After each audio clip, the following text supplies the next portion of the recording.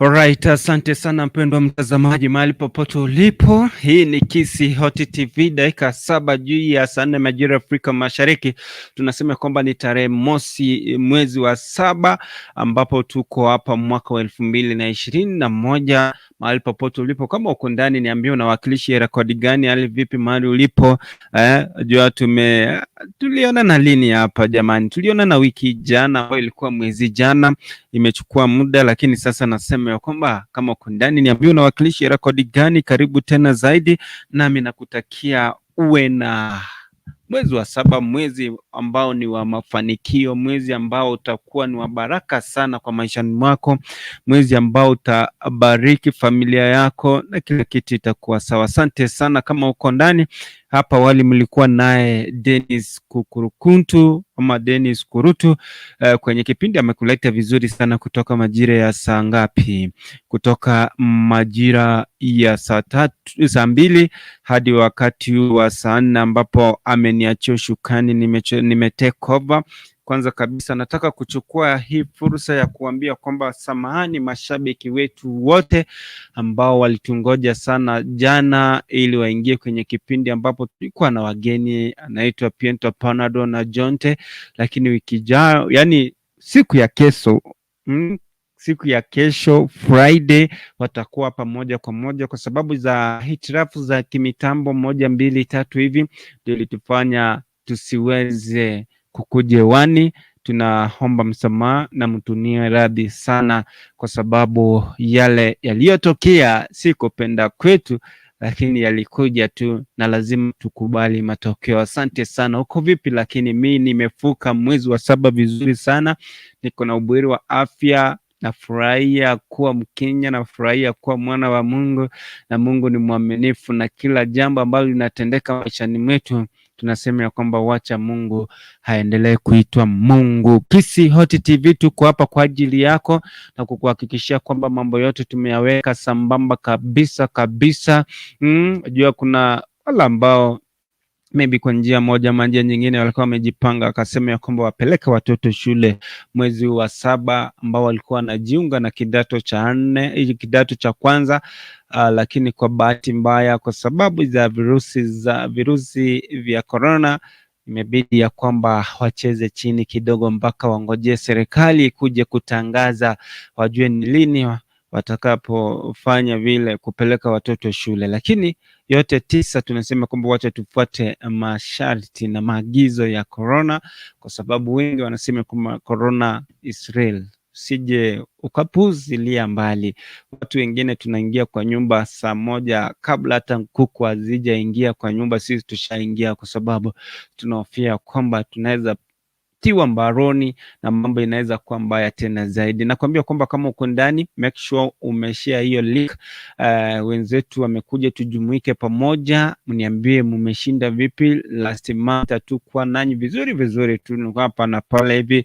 This month tuombe kwamba mambo itakuwa bomba tena zaidi. Siku ya TBT kawaida tunaingianga kwenye kipindi ama kitengo cha pata mchumba, na kama una mchumba unaweza niambia kwamba Dani, kweli sina mchumba, tafanya namna gani ili nipate mchumba. Lakini meanwhile tukiendelea hivyo mdogo, unaweza niambia kwamba unawakilisha tu area code gani, hali yako vipi, mambo mzuri kabisa mahali ulipo. Kama kuna sarakazi za hapa na pale, unaweza ni update. Kama unaweza niambie hii maneno ilikuwa ABCD. Kwa wale ambao wanasema kwamba tuko ndani, tuko ngangari, tuko ndani kabisa, tunawakilisha wazima, nawaambia kwamba endeleeni.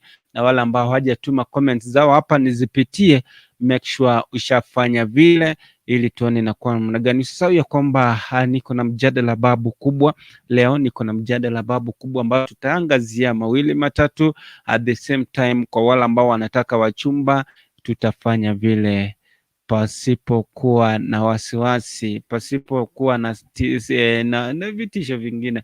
Naona hapa mtu ambao anaitwa Irene Kerubo. Comment zimeanguka kuanguka. Irene Kerubo ameanguka hapo na ma comments.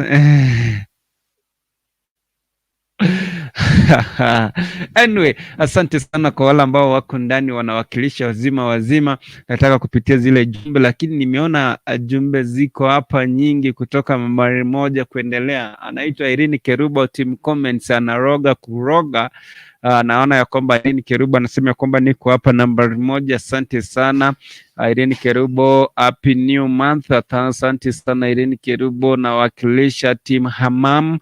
Niko ndani. Valentine Lifestyles anasema ya kwamba niko ndani na mimi nawakilisha. Asante sana. Mwingine hapa anaitwa Irene Kerubo, blessed month to all members. Fanis Kwamboka anasema kwamba vipi Dan, fresh sana and anawakilisha. Asante sana, ndiye ameingia. Asante sana. Judy Kwamboka anasema kwamba hi 5 everyone, niko ndani from UAE nawakilisha. Asante sana Irene Kerubo. Pia Paul anasema kwamba we miss you a lot, welcome. Asante sana Irene Kerubo tena. Hi 50 Dan Keriga, asante Irene Kerubo. Nitumie 30k. Tulisema ya kwamba hakuna ya kutumiwa pesa mazee, pesa hakuna Kenya naye motole ebinte biuraima. Asante sana Irene Kerubo, team Furos mpo. Valentine Lifestyles anasema kwamba Irene na hapo basi team Amam mpo. Nitumie 50k Irene Kerubo, I'm number 1 leo na unatesa. Asante sana Amy Nyabs. Mwingine hapa naitwa Judy Kwamboka anasema kwamba Dan, missing you. Asante sana Amy Nyabs anasema high 5 Dan. Mwingine hapa naitwa Irene Kerubo, Bitutu kuja. Irene Kerubo, Pastor John Mensa kuja. Fanis Kwamboka anasema kwamba happy new month. Asante sana. Mwingine hapa naona Irene Kerubo. Irene Kerubo tulisema kwamba mambo ya kutuma pesa tuna hiyo ya kutuma ndio hakuna. Team Shabaka. Asante sana. Anyway, umeshinda vipi kwa mjadala wetu wa siku ya leo? Nataka uniambia kwamba unawakilisha area code gani, mambo yanakupeleka vipi? Ambia kwamba yule jamaa ashaingia tayari, ashawakilisha tayari. Asante sana. Huyu anaitwa Becky Ayemune. Yuko pala anasema kwamba hi Dan, miss you so much, happy new month. Happy new month to you. Asante sana, vizuri tena zaidi. Kama uko ndani mpendwa mtazamaji, niambie unawakilisha rekodi gani? Tuko na mjadala pia babu kubwa ambao tutauangazia wakati ukifika, wakati mchache tu kutoka sasa. So kwa sasa niambie unawakilisha rekodi gani? Ati watu wa Ngwaroli Ruta tuko pamoja. Asante sana, tuko ngangari, vizuri tena zaidi. Hali yako vipi? Mwezi ulimaliza vipi? Umevuka mwezi tena kwa njia gani na kupeleka vipi? Hali ya corona pananga mama yao. Hii Kikongo ambao ulijifunza Irene Kerubo, hii siku ambayo tulikuwa hapa na Mochache ni noma sana. Asante sana mpendwa mtazamaji kwa mjadala wetu wa siku ya leo.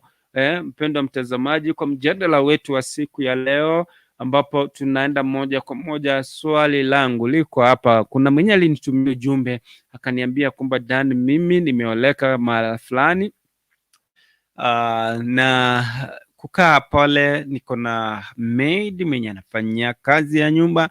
Kuna msichana ambaye ananifanyia kazi ya nyumba kidogo tu. Niliposahau nikakuja mapema kwa nyumba. Nilipokuja mapema kwa nyumba nilipatana na baba mkwe akila orodha na msichana wangu wa kazi. Anasema kwamba Dan, ninaona niko na uchungu sana, niko na hasira sana kwa sababu nilipata baba mkwe wa kila orodha na msichana wangu wa kazi. Hilo jambo linaniuma. Nashindwa niambie kijana wake ama niambie mother in law ama nifanye namna gani, kwa sababu hili jambo linanikera sana. Mzee mzima hana heshima. Mzee mzima hana heshima, anakula orodha na msichana wangu wa kazi, na mama mkwe yuko pale tu. Mama mkwe yuko pale tu, lakini yeye tabia amekuja mpaka kwa nyumba yangu ndio anafanyia utumbafu.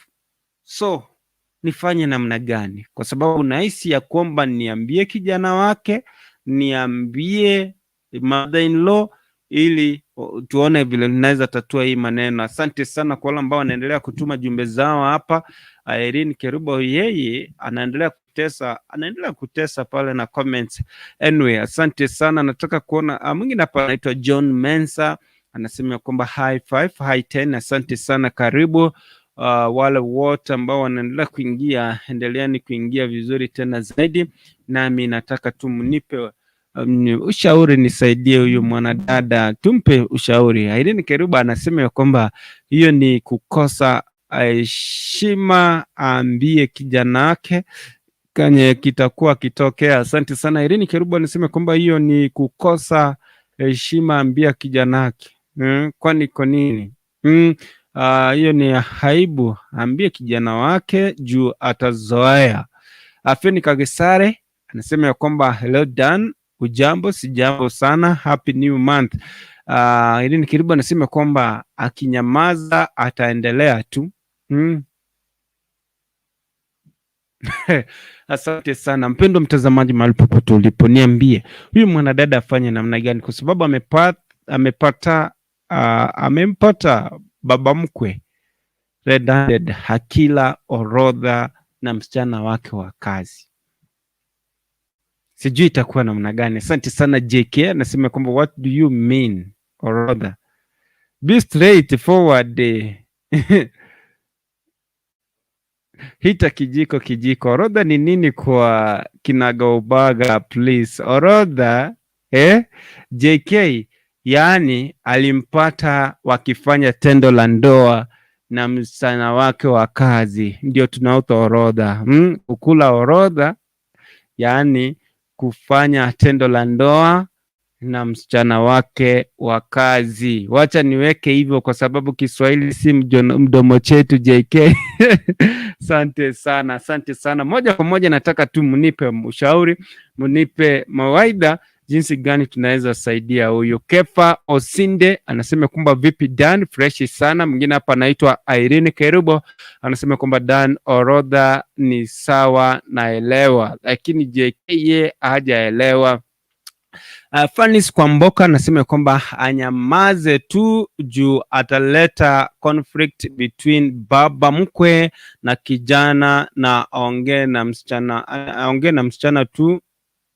Stop that friendship, yani ambie mjakazi wake ama maid wake ya kwamba waache kufanya tendo la ndoa ama kuwa na uhusiano na baba mkwe, ili anyamazie hiyo story iishe. Hiyo ni kulingana na Fanis Kwamboka, ndiye ametoa maoni yake hivyo. Irene Kerubo anasema kwamba acho hiyo lugha sasa. Irene Kerubo mimi sielewi. Anyway, nataka niweke link hapa ili mnipe ushauri, tusaidie huyu mwanadada, kwa sababu hilo jambo ama hilo swala linamsumbua sana akilini, kwa sababu anapomuona mjakazi, anapoona baba mkwe, anahisi ya kwamba kuna kitu ama roho chafu inachemka ndani yake. So atafanya namna gani? Kwa sababu amempata wakifanya tendo la ndoa na mjakazi wake ama msichana wake wa nyumba. Atafanya namna gani? Afanye nini? Amripoti kwa kijana wake ama ambie mother-in-law ama nyamazi? Asante sana. JK anasema kwamba Irene, some people are eager to know the meaning of that orodha. Orodha ni kufanya tendo la ndoa, yaani wakoro obwanchani nomo iseke okomokorera egasi, yaani isobyara ocho banyole bagosome katiba na omwanya rokolia okorera egasi nyomba. Ndio tunasema, ndio tunamaanisha hivyo. Asante sana. Mwingine hapa anaitwa Violet 20 anasema kwamba hapo vipi Dan, fresh sana, na shukuru tena zaidi. Susi Susana, hello, mambo vipi? High 5 high 10. Asante sana, na shukuru. JK, how do you call it in Kikisi language? Yaani bagokora obwanchani no moiseke okomokorere mirimo kose email gokora obwanchani no manyete nga gokora obwanchani agekore kyo obwanchani. I think if you know you know. Saa wana ndoli nya guiteraga chinse chiga bana baraire tutware ona ibaraire na utugukwana rioka. Asante sana Dochenga number 1 blessed mom number 1 mwenye anachafua wall ya comments pale kuchafua nambari 1 na Stuki, yeye ndio huko. Blessed mom, Happy new month to you. happy new month to you too. Umepotea sana lakini nashukuru juu umerudi. Amen. Niko na ubweri wa afya, niko hapa mzima. Nashukuru. Sasa tunaomba tuanze hii new month salama na tuimalize salama kabisa. Ile kitu imefanya niingie hapa, nimekasirika sana. Nimesikia ukisema maid. Maid ni nani? Kwani hujui hao wanaitangwa managers? Si ni manager wana manage nyumba? Hiyo ni Kiswahili. Hiyo ni lugha tulitumia hapa, wala ambao waelewe, kwa sababu kama nimetumia orodha mtu anakuambia ni nini. Sasa usiposema hiyo jina karibu nitoe roho. Siku ingine semanga manager. Manager kuna wa ofisi na kuna wa nyumba. Hao wana manage nyumba yako na unafaa hata unawalipa vizuri. Kitu ingine imenikasirisha, kuna dada fulani nimesikia ukimwambia ati hakuna pesa mnampea. Sasa kama wewe hutaki kumpea, si wewe ukae tu na zako. Kuna wale watampea. Namba ndiye hajaweka. Kama angeweka namba, mimi ningemtumia, lakini hajaweka namba yake. Hiyo ndio shida. Are you sure unaweza mtumia wewe? Mimi nitamtumia lakini hajaweka namba. Sasa nitatuma wapi? Mimi naona tu anaitisha haki namba.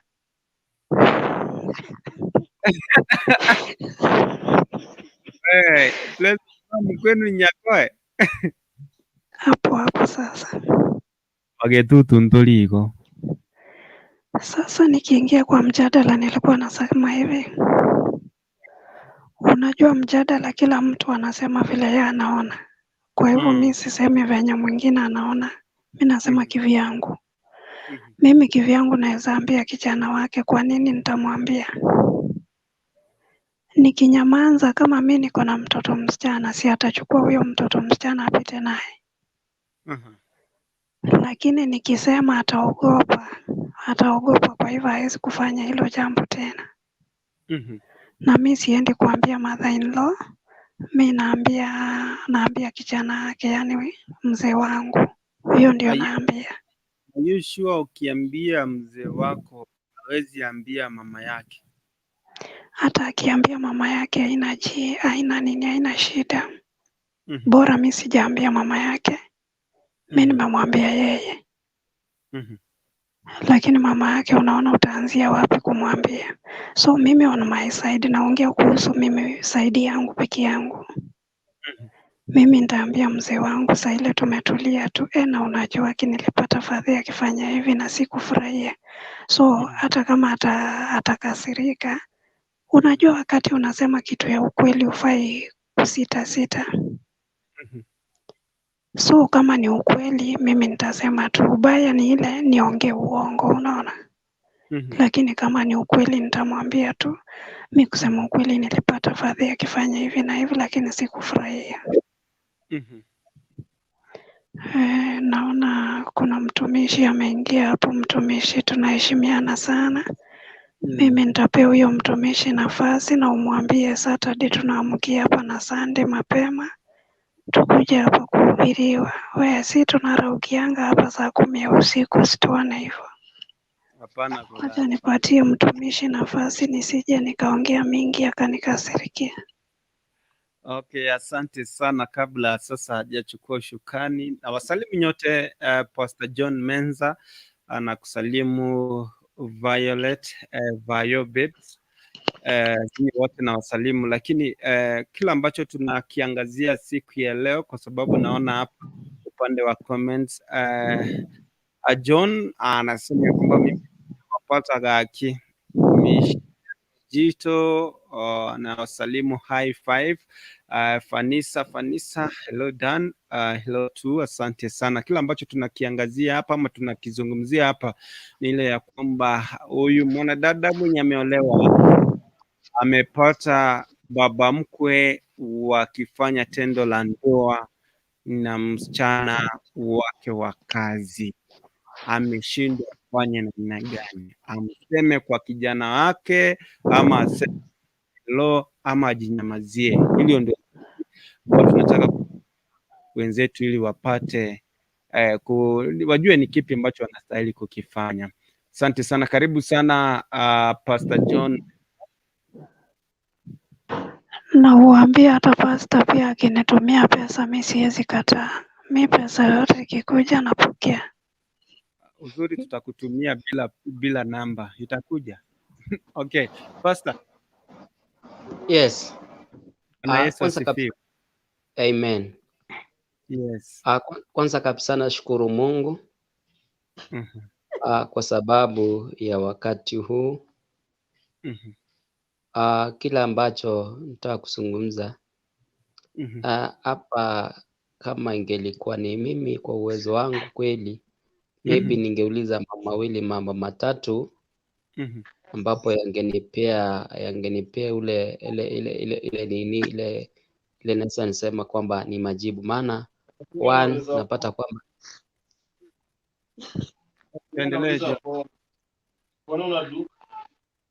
mimi ngoja kidogo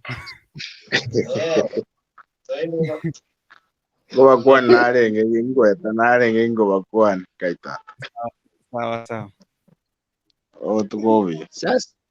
Thank you. Sasa gatakuwa ni orara yine gasiara bagose nyomba tuendelee. So unajua hapa kuna mambo ambayo pia inapata kwamba inafunja nyumba. Mnapata kwamba kule kuwekwa karibu, maana maybe huyu madamu maybe alikuwa anapea huyo mjakazi wake kazi ambao pia si kwa zinampatana. Maana ukiambia mjakazi wako maybe akutengenezea, yeye ndiye anafua nguo, yeye ndiye anapiga pasi kwenye unarara, yeye ndiye atatandika, vitu kama hizo zinapata kwamba mambo kama haya yanatokea. Kwa hivyo unapokuwa Pastor, just a minute before uenda hapo, kuna ile ya kwamba shida iko kwa nyumba, but shida mahali iko huyu mwanadada ama huyu mwenye ameajiri huyu mwanadada amfanyie kazi ya nyumba, amempata wakila orodha na baba mkwe, si bwanake. Father-in-law, kama wewe bibi yako apatane na baba yako afanya tendo la ndoa na mchana wako wa kazi. Ndio nisema kweli sijapata hiki kitu vizuri. Huyu ni amwambie na amfukuze tu. Afukuze msichana wa kazi na aseme, wajua sijui kama uhusiano itakuwa namna gani. Bibi yako anaweza angalia babako aje na shamuwai akifanya tendo la ndoa. Sasa ndio nakwambia hii inakuwa ni tabia mbaya. Ambapo kwa kusema inasaidia mambo mengi,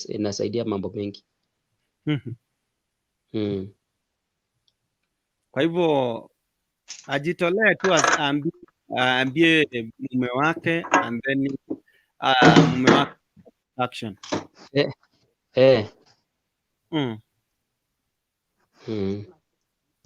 Naoma sana.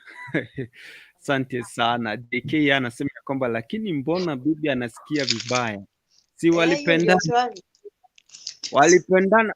Father-in-law ako na mother-in-law pale, alafu useme ya kwamba walipendana. Hata wewe unaweza feel aje kuishi kwa hiyo boma bwana? Utasema kwamba hii ni timu mafisi kama mzee baada anatafuta mifupa. Inakuwa namna gani? Asante sana. Omobemba Chacha anasema kwamba hello, mambo na kupata live nikiwa Kuria. Mimi ushauri wangu kwa msichana ni anyamazie juu baba mkwe sio bwana yake, walielewana na May, so wacha tu anyamazie hivyo. Asante sana Michelle Rojito anasema kwamba makubwa hayo, wanaume hawatosheki, wako na tamaa sana. Okay, Miss Day anasema kwamba walipendana sasa, atiwacha kitu kulwe. Sawa, asante sana. Wacha tu nirudi huko kwa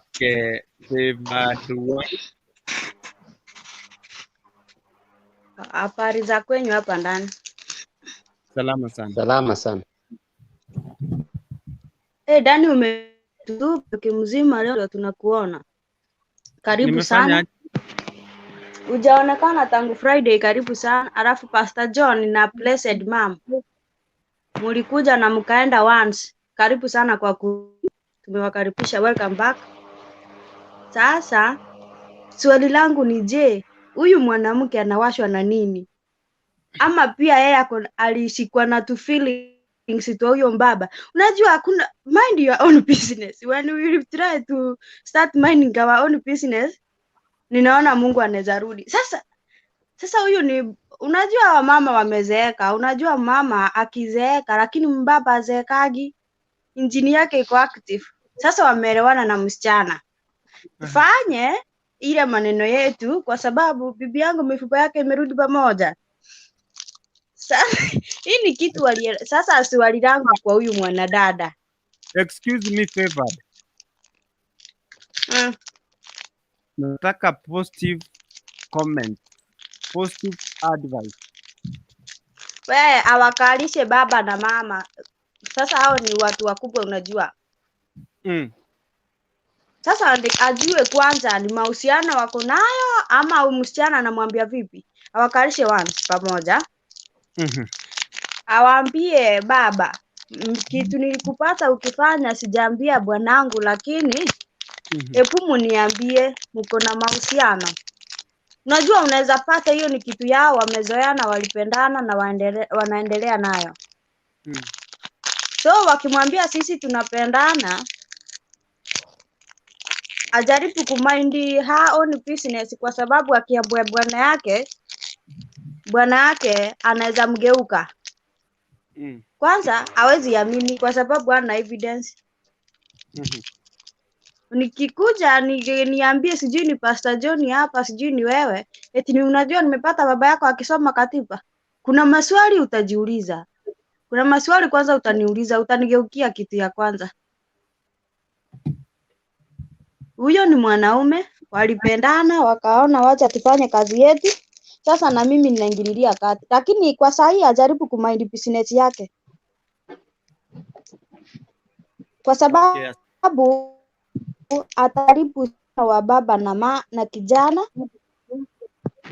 Na yeye unajua familia ikienda side moja itakuwekelea makosa. So mind how ni business. Okay, hayo ni maoni ya favored one. Bado naendelea kutafuta maoni yenye anaweza saidia ambao ni positive. JK na kucheki. Wacha nirudi hapa nisalimie kwa Jivano Kwamboka na kucheki baba. Mwingine hapa anaitwa Ekia baba. Weka kamera, weka microphone ili tuanzie hapo, alafu tuende kwa Jivano, tukuje kwa JK. Tukifuata hiyo ratiba kwa njia iliyo taratibu na kuhakikisha kwamba yote yamekuwa safi. Meanwhile, naona wale ambao wanitumia ujumbe zao hapa kupitia njia za comments. Miss Day anasema kwamba walipendana, wacha kitu anyway, Celestine Nyagaka anasema kwamba tuned in done sasa kwa sana. Mwingine hapa anaitwa Miss Day anasema kwamba dance unipe namba niwe na kusalimia. Michelle Rojito anasema kwamba kwani wanaume tu wanakuwa na tamaa kiaje? Okay, the Rasta Chweya anasema kwamba hi Mr. Dan, I'm following step by step. Asante sana. Miss Rojito anasema kwamba kupendana tuatua imesumbua watu wengi sana. So sijui tukua namna gani. Moja kwa moja narudi kwake Ekia baba. Mambo Freshi sana. kupotea nayo. Shukuru Maulana. Nawasalimia wote wenye naona hapo kwa screen. Tumesalimika. Sawa, mimi maoni yangu mimi naona tu ni poa kwanza akae chini na bwana yake amwambie. Si wenye Fefad anaharibu. Hello? Fefad anaharibu. Alimbora mami langire. Hiyo ni maoni yangu. Mimi naona tu kwanza aongee kwanza na bwana yake kwanza, asiharakishe kuambia mother in law. Wakae kwanza chini waongee. Bado chema. Maoni yako, akae chini waongee. Waongee kwanza kabla ifikie mother in law. Sawa. Nashukuru kufikia baba kwa maoni yako. Nataka kwenda moja kwa moja kwa Jipano kuhusiana na mjadala. Sasa Dan, nawasalimia wote wenye mko kwa screen pamoja na wenye wako kwa team comment. Mi nataka kukimbia kwa mjadala. Niseme hivi,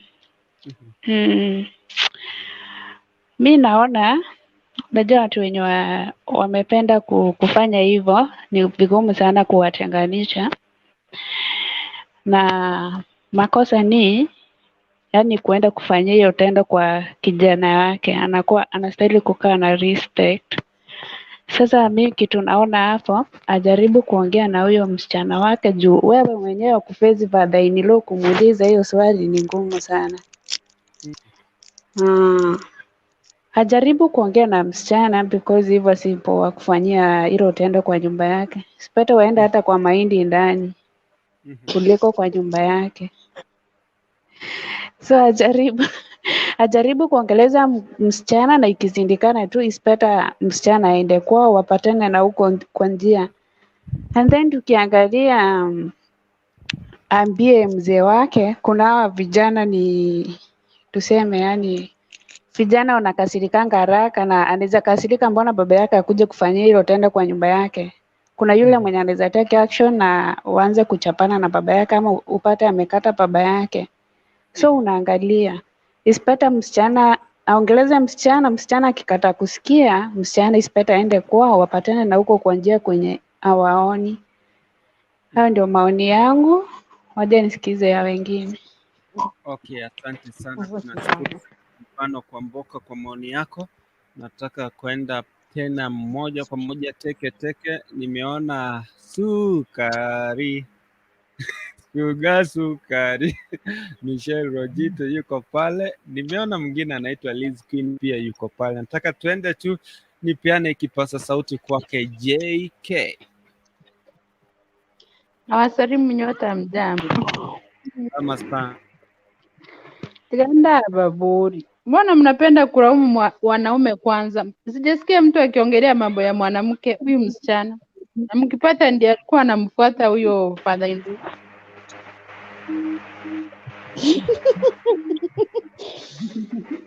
Unajua hata kuegemea upande moja. Na kuna wasichana wanatongozanga wanaume. Maybe msichana ndiye alianza kutafuta father in law. Kama wewe mzee mwenye akili timamu, wewe mzee. Nasema wacha wakule mali yao. Msichachi mtu mmoja. Na kama ana uzuri afuze msichana kutoka kwa nyumba, waenda wakakule mali yao huko, lakini si atimwegemee kwa father in law. Mtajuaje kama huyu father in law amekuwa akimfanyia shopping kila wakati? Kwa hivyo hata mzee pilipili sio ile ya kuwashia nini? Wewe JK wewe. No, let's say the truth. Unajua of course kuna wengine wanapitia kwa hiyo experience. Watu wananunuliwa vitu, father in law anamfanyia shopping. Wengine media watu wako wanamchukua out. Kwa hivyo huyu msichana ama huyu mwanamke kitu atafanya, ambia msichana atoke waende wakule mali yao polepole penye watakula, si kwa nyumba yake. Makosa ni kwa nyumba yake. Lakini waunge mikono. Waendelee na kazi yao. Ni hivyo. Nimerogwa wewe. Anyway, haya ni maoni ya JK. Ametoa maoni yake, amesema vile moyo wake unataka. Nataka tu niende moja kwa moja kabla sijapeana hii fursa kwake Liz Queen, alafu niende kwa Sukari Kamlamba Suga Sukari. Anyway, watu wa asante. Randa kwani iko nini? Celestine Nyagaka anawasalimu nyinyi wote, akina Favored One, akina Fanis, Papa John Mensa, Ekiawava, JK, Getty, Liz Queen, Irene, Fenica, Caro, Miss J, Michelle, F, Okinde, Violet, Christian O, na mashabiki wote wa Kisii Hot TV, stay locked in. Asante sana. Nancy Mura, my favorite show ever, thank you so much. Penina UAE anasema kwamba mimi nauliza mapepo mapepo maybe iliwatuma kwa nyumba ya watoto yaani mapepo iliwatuma kwa nyumba ya watoto ama namna gani? Okay, asante sana. Nataka kurudi pia hapa alafu nione maoni yamewekwa. Okay, kuna watu ambao walikuwa birthday siku ya leo, sijui ni nani ataingia. Kina Beni birthday siku ya leo, wako na birthday. Blessed Mom nimesikia kwamba kesho atakuwa na birthday. Anyway, yote tisa tumesema kwamba endelea kuzeeka polepole. Asante sana. Liz Queen, Yes, habari yako? nzuri. Umeshinda vipi lakini? Poa, labda nyinyi. Naona mko sawa. Tuko sawa kabisa. Tupe mjadala, tupe maoni hapo babu. Mimi nasema wacha waendelee kukulana tu. Sasa utawasema nini? Watu wakipendana wacha wapendane. Hala. Aliyekupenda pendana naye. Mami. Na huyo baba mko ako na bibi? Asiyekupenda wacha. Lakini anafanya vibaya, lakini anafanya vibaya huyo nani? Lakini wacha wakurane tu. Mtu asiwaseme, wacha wakurane polepole. Ebintu kusangwa vile vitu vina watu wana share. So wacha wakule. Wacha Mungu ashuke tu. Wacha Mungu asimamishe hii basi ya dunia tushuke tu. Kwa sababu hatuoni tukiendelea kusafiri. Anyway, nataka kurudi hapa. Hayo ni maoni ya Liz Queen, anasema kwamba watu kama wamependana wacha tu walambane. Anyway, Michelle Yojito anajiita Sukari Namlamba Suga Sukari. Wasalimia mchambo. Salama sana. Nawaona mumefika siku ya leo. Mungu ni mwema. Wakati huu nimeshafika kama masaa haya ni mingi walikuwa wametarajia hawakufika. So I thank God. Nimewaona mnametameta, so I think kila mtu ako mzima. So aliyekupenda pendana naye, mwenye hakutaki achana na wewe. Unataka kulamba sukari, lamba roho kama iko kama ni unajua hii ndio iko roro iko sukari iko unategemea una first of all hii mambo ya kulamba sukari Father Ndoa aache mama mkwe kule akuje kulamba sukari, mjakazi mwenye anafanyia kijana yake kazi na kwa nyumba ya kijana yake. Ngoja nikwambie, first of all hiyo mzaji atawaseka. Wamama wameshindwa kazi, wanakaa ndende, hawataki kufikisha mzee mahali anataka, ampanguze vizuri, amweke, amuinulie vizuri mzazi. Kwani iko nini? Weka hata pilo kama inawezekana, weka pilo chini. Sasa ndio mgaka ujigora mateno mgaka. Na bunga kiwete vitabu. Wale. Erebo igo. Haya communication. Erebo igo. Uramwana kora. Haya kokoro mbi. Haya kokoro. Ako temo yoro mwemuja.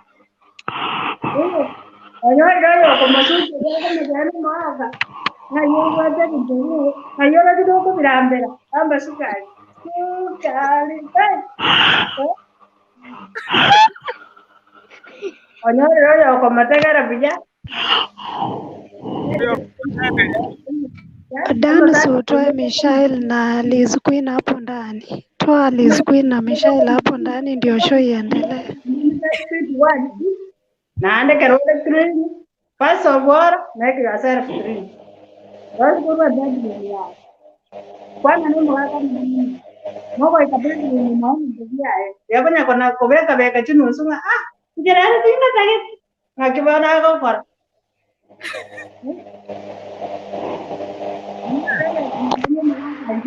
Oko mwana likirege ngoki mbara tage mai gachi kwa ngayoro cho mwako kwanse. Ako moboli ngayoro cho kwanse. Ngayoro jako mate. Omo na kwatire bande kana kumuse. Omo akama tayari mwaka tanda aye.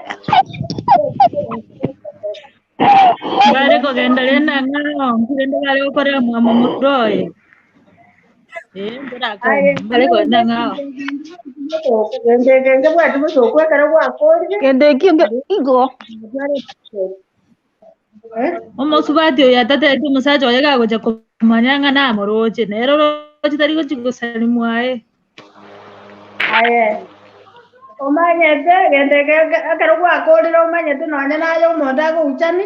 Asa ko nyora. Alikuwa manyire wakolira magosa.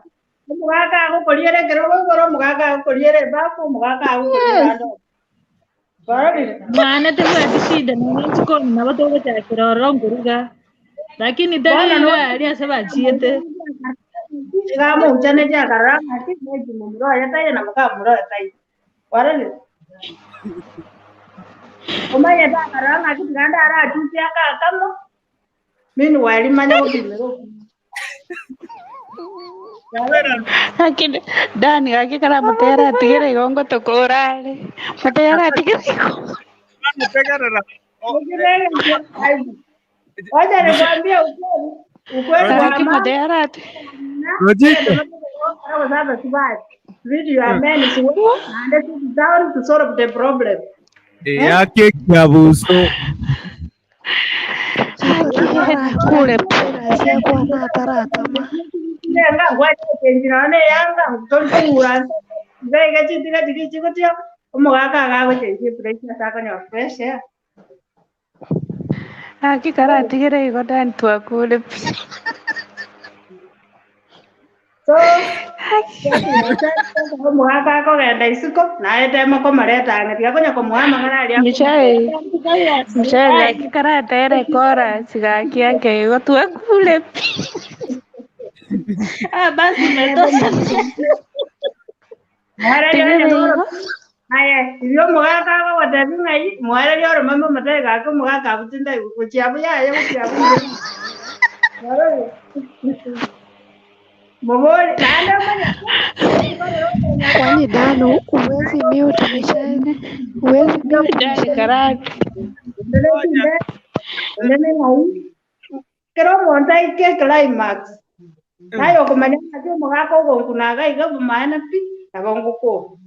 Naande cooperate. Teo ko umene ng'ombe raire uganye. Parole. Tuanze to cooperate binde bimanye kuwaka. Akatiraira. Endagera ensemo yendagera nyuma papa antivirus yatara kwan ensemo yendagera ngakimugaka kwariga nigumanya goikaga aboche goika to. Mugaka marose pipe ekwere ngake ko ko watermelon. Tigako bie watermelon ya green osibie watermelon eli alafu ugali orusi akangosi akagaisiko orosio bread orosio juice kao mogaka chintetare chichie miongo kao mogaka nini kao mogaka ki yani amabera ali akabekuruonye kunyarekana nona manyinga beka rorangaki omogaka tari agoja kwa kwachira undi borere koyegete chindo Nora ko mendo ni yego koraiga umanye de ndo mieri yego koraiga yere tiksa kwara ni omogaka nere na baba nago ikaborere abere ganego kende nke Indomie. Bendi.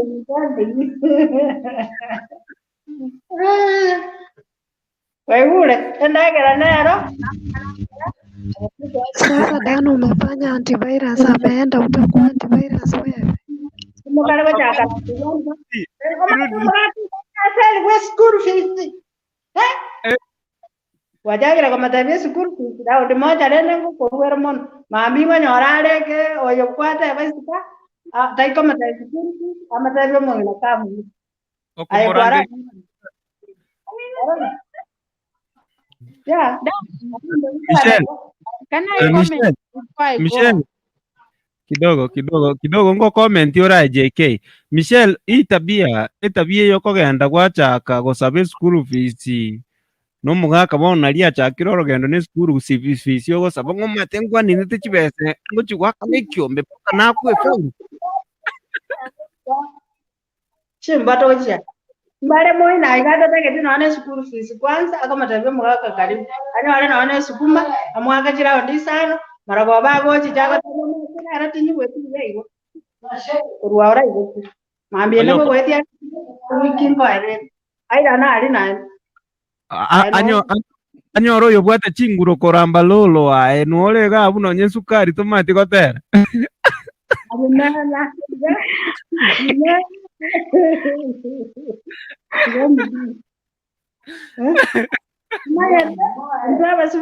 Sometimes talk make men wagon nice.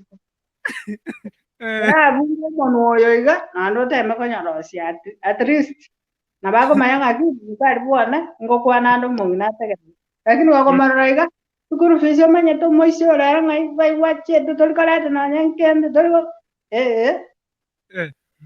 moisio ako genda mambi ako chako mogongo mambi ako boka sikisi agenda nyore meji ya butu maima ako le raunye ya kabere anya nyore go singi aiga ko nya ko bitana ere ga igo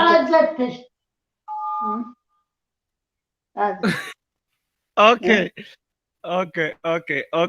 Huyo anaitwa Sukari Ndamulomba. Sukari. Asante. Ya comment and then turudi kwake Lady Vibe ama Lady Love. Yes. Nilikuwa nasema unajua mwanamke shairi anaongea ukweli. Unajua the world of today we have to say the truth. So unafanyia mzee ndio itamfanya afanye nini? Aende nje. Maybe ende kama mzee mama hakuwa anafanya venye anataka.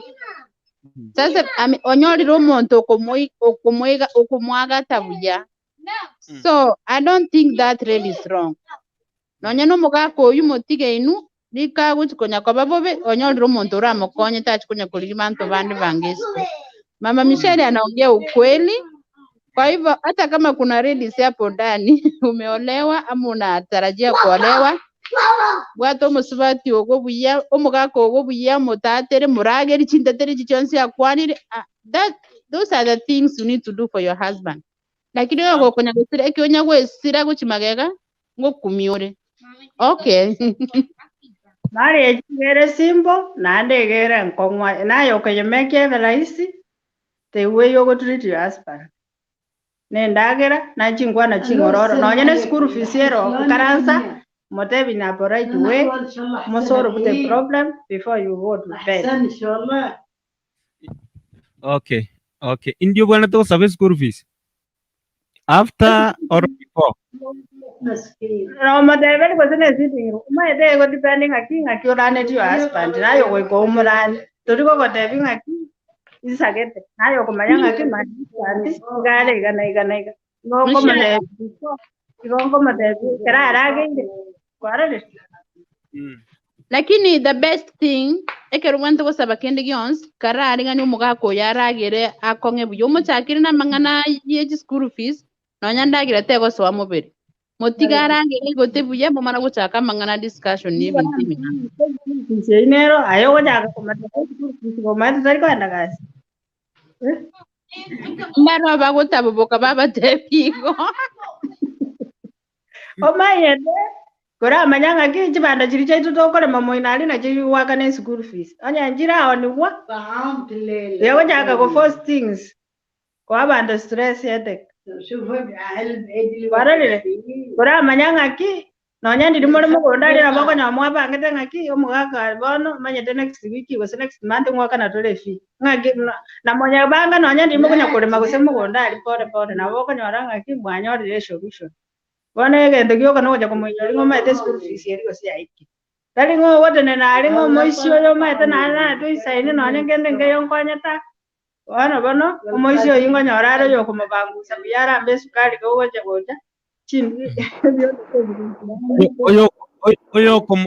oyo como mena mataya ako maturumbo kiboya yako marusi sati umanyete liri bachira ali mbali ko rusi igako rusi oyo ko marusi oyo ko igore baba ne oyo ko igore oyo ko koreke igo yani wena babe abu ay ga kito rusi ego ja wekera mate tigango tane bila tayari Parale. Adora beka nonya nima okol.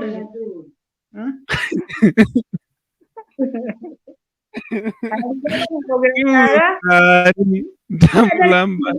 Nayo ko jeriga ya ko jara to beka nonya nima. Oso tu rai bora ngai goro kwani kani. Nara ra ko ni goro omata no mo aga rero nije. Sabe zero nje ngoko gani. Ninu moko kamwara raiga mutari ko mubwani tueraga silingo gaga ko di bagoko mubwani omoreta ichange anyway okora ngaigo nayo mataina kidero ninje pare kenenga ta chobune komo wango baba ndo kobuneka abalero baba benga njinji kusungusyo mugongonje omanyete kelinege tomoko practice mwezi parole bona yo wacha komatika kara lituko mna bana yamende bono gogo tigale abande mbagara wa dog style abande mbagara wa se abande mbagara wa se 91 itenji karo parole ande bajira ale ni ale tuko ngai you to read well. Okay. Kwa njia ya comments hapa naona watu wako wengi hapa wametuma comments zao hapa mzima.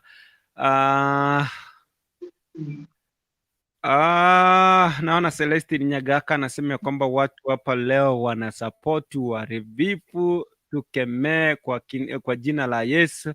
Papa Antivirus ni kucheka tu. JK anasema kwamba my team hapo sasa. Papa Antivirus anasema kwamba leo show imeshika kushika. Penina UAE Michelle kabisa. Celestine Nyagaka, Papa welcome, I see you. Mwingine hapa anasema kwamba Penina tu kwamba hii topic ni muhimu sana. Celestine Nyagaka, Papa Antivirus wewe. Penina sema kwamba Kiswahili please. JK haya papa ako kwa show. Josephat Onsare salimia papa nomo.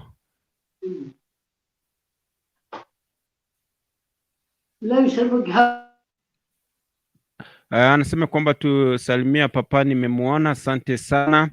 Mwingine hapa anaitwa Irene Mumanyi. Hiyo game ni cooperation. Mwingine hapa anaitwa Irene Mumanyi anasema kwamba hata asipokula vizuri kako strong ni strong. Bob Media anasema kwamba hayo yupo no mangana makongo kabisa. Asante sana Penina UAE, dan wae tupoteze time watch na mnaongea Kikisii. Jamani, mtunie radhi kidogo, tunakoroga ili tupate majibu mzuri, lakini tunaomba msamaha. Irene Kerubo anasema kwamba kesho ni birthday. Asante sana Irene. Momanyi yuko hapa anasema kwamba happy birthday in advance Kerubo. Mwingine hapa anaitwa Fanis Kwamboka, happy birthday to you sis. Doris anasema kwamba it is Kisi Hot TV for those who are complaining about language. Irene Kerubo, thanks. Momanyi, acha niangalie yule ambao sijapitia. Mali safi na kucheki, asante sana. Mali safi na kucheki, asante sana. Nasema kwamba ndio kujaja vizuri tena zaidi, karibu tena zaidi. Mali safi ninkeke moko gamba. Okay, ni kucheka tu. Irene Mama Michelle abuo bono shika chini kabisa. Bob Media anasema kwamba mali safi wewe. Bob Nyambura Miriam, Kiswahili please. Bob Media, mali safi, hata mimi nashangaa. Abiki anasema ya kwamba Kiswahili please hatuelewi, but show inashika kushika. Asante sana.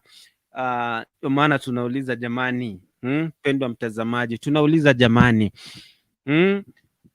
huyu amekuja, ametoka kazi, amepata baba mkwe akisoma katiba makilamba lolo, akilamba sukari na msichana wake wa nyumba.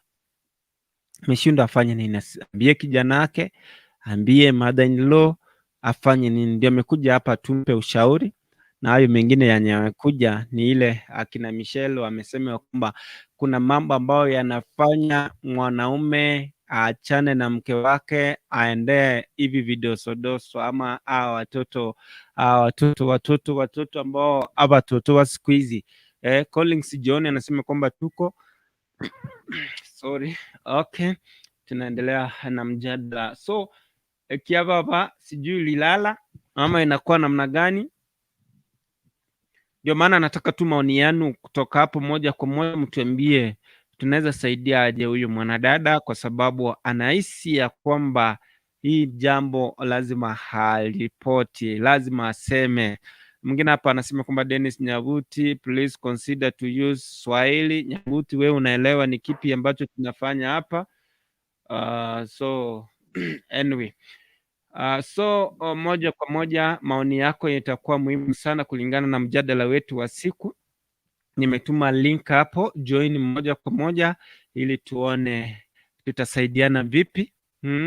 Sababu kuna wale ambao wako na ujuzi, wako na experience, wanaweza tuambia kwamba ni kipi ambacho tunastahili kufanya. Kwa wale ambao tuko kwa ndoa na wale ambao wanatarajia kuingia kwenye ndoa, ujue ni kipi ambacho unastahili kukifanya ukiingia kwa ndoa. Masi Nyangeri anasema kwamba ndio kuingia. Karibu sana, karibu tena zaidi, ili tuendelee kupata mawaidha, tujifunze ni jinsi gani tunastahili kuishi na kukaa na bibi na mabwana zetu moja kwa moja, tuone itakuwa namna gani. Asante amesema, kwa sababu nimeona hapa maoni ya Liz Queen, yeye alisema kwamba kama wamependana walambane na kwa mbaya. Na mwingine hapa anajiita sukari nitampea sukari. Yeye amesema ya kwamba mazee, tuanzie mahali shida ilianzia, tuanzie huko chini, tuanzie kwa nyumba ili tujue shida ilianzia wapi, Yeye ndiye amesema hapo ya kwamba ende ikawa mama amechoka na kuoga, mama amechoka na kuzungushwa, kuambiwa pend this way, pend that way, fanya namna hii. Ndio maana mzee ameenda amepata wale wadogo, wale ambao wako na nguvu, wale ambao wanamwambia baby, si ati matumu gako yokunga sana utakora ati ndarati mukiobongo. Anyway, JK anasema kwamba people share the food together, let not one person to struggle until the game ends. Okay, asante sana. Yani kushare lazima hey. Mwanaume hata ukimulisha vizuri, kama ni wa kutoka nje ataweza toka. Kwa hivyo mimi siwezi wekea huyo mama nini kwa makosa eti hakulisha mzee wake vizuri ama nini. Lakini mwanaume kama ni wa kutoka nje ni kutoka. So kuna wanaume wenye wako hivyo. Hata ukimpea hata ukinini hadi tamaa yake ni ya nje tu. So kuna wanaume wako na damu yenye iko juu sana. Michelle mwambia kwamba kuna mwanaume mpanga vizuri, ukamue vizuri. Hata ukikamua, walai ukijua kukamua sometimes na uongee vizuri. Ni ngumu sana mwanaume kumue vizuri. Hata ng'ombe ukikamua vizuri hata ndama wezi. Hata kuseti, unajua ile kumsupport, ile kumpea support. Unakaa tu umwambie sasa maliza. Kitu sasa umempea. Unaona?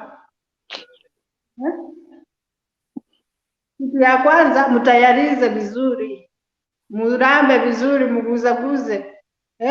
Kama ni hiyo mti naye korayo kuna kwani hao waende si wanaguzaguza. Kwani wanamuogopa? Abande mbali yako msevyo korayo. Anatolea nguo kwa blanketi ndani. Unaona? Hataki kuonekana. First of all, toa mwingine macho kwa macho, akuwe na tamaa. Mguze vizuri. Kama akona nywele hapa na hapa mtengeneze. Toa nywele kwa fresh, tengeneza kitanda yako ikuwe fresh, ufungue madirisha. Pika chakula tamu, uone kama bwana atatoka hivi. Aende kutu. Unapika mboga, unaweka maji inajaa, mboga iko chini ya kijiko moja, unaweka maji jagi moja. Bwana anataka ile akienda pale anajua huko nikienda nitapikiwa vizuri hata ikiwa ni sukuma fry lakini sukuma. Unaona? Kama nimedanganya uliza huyo mwanaume hapo kuambia. Pika chakula tamu, ongea vizuri na bwana wako.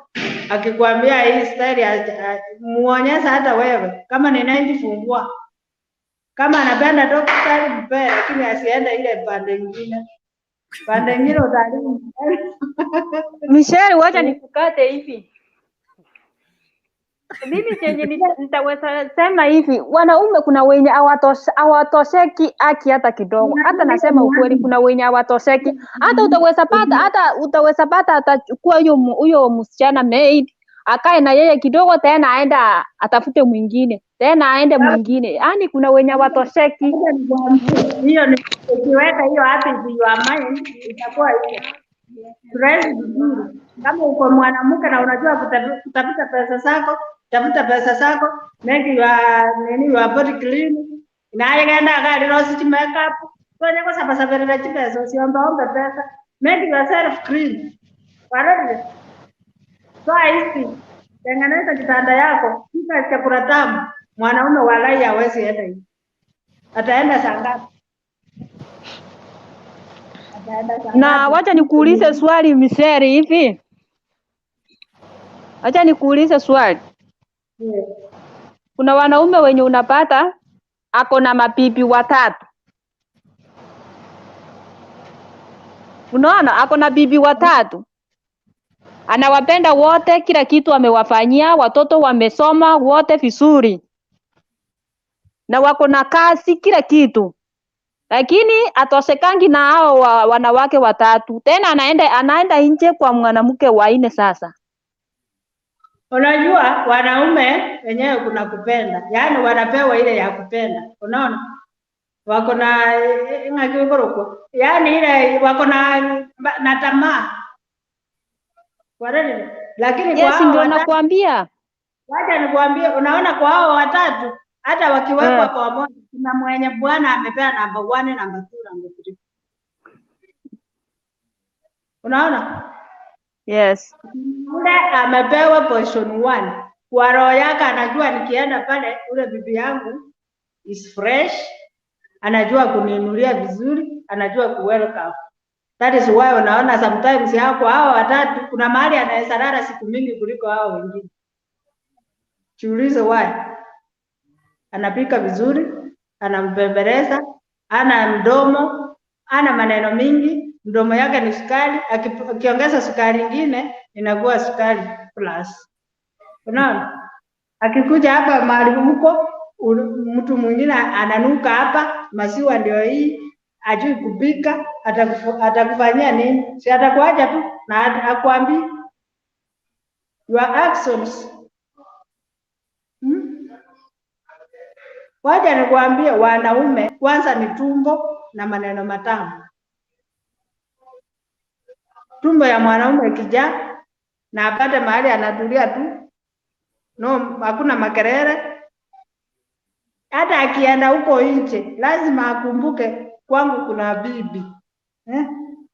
Ama ni uongo speaker? Ni uongo? Ni ukweli. Unajua hata wakienda pale anakumbuka, anasema kwangu hakuchapikwa bibi yangu. Unajua hata sometimes ule wa nje akimlingia anasema bibi yangu hata anajua kudress kuliko huyu. Kwani iko nini hapa? Kwa sababu napika tamu, chakula tamu, una makelele kwake, unamkaribisha vizuri. Akitoka job mpigie hata kasimu, muulize mzee uko wapi leo, unataka kukula nini? Akikuja maji ndio hii, chakula ndio hii, na wewe uko hapa, ataanzia nini? Muingie kwa bafu nyinyi wote, mkuje fresh. Kama ni ile ya kulamba, mwanze kulambana hata huko kwa juu. Kwani iko nini? Michelle, uchunga asiingie huko nyuma. Huko nyuma ataharibu maneno ukienda kukaa tete. Huko hakuna break. Huko hakuna break bwana. Ukicheza huko ndio style unampea wewe, chunga asiende huko mahali pengine. Irene Momanyi hapa kwa njia ya comments, naona ya kwamba comments zinaendelea kuingia. Asante sana JK kwa nimesoma hiyo kwamba leo, kwani pastors wameenda wapi leo? Wangetuambia ni lipi la kufuata. Asante sana Irene Momanyi. Nasema kwamba fanyisha mwanaume kazi usiku wote, ingia juu ride, nyonya hiyo tumbo ukitumia K yako. Nasema inua mali na kuitega vizuri, akiingiza finyilia yeye kuja ndani. Okay, mfinyilie kuja ndani, papasa mgongo vizuri na mambo itakuwa mzuri. Asante sana Fanis kwa mboka Dani Chinderi Njiroro. Mwanaume hata umpe ataenda tu, sijui kama ulijaribu kila mtu.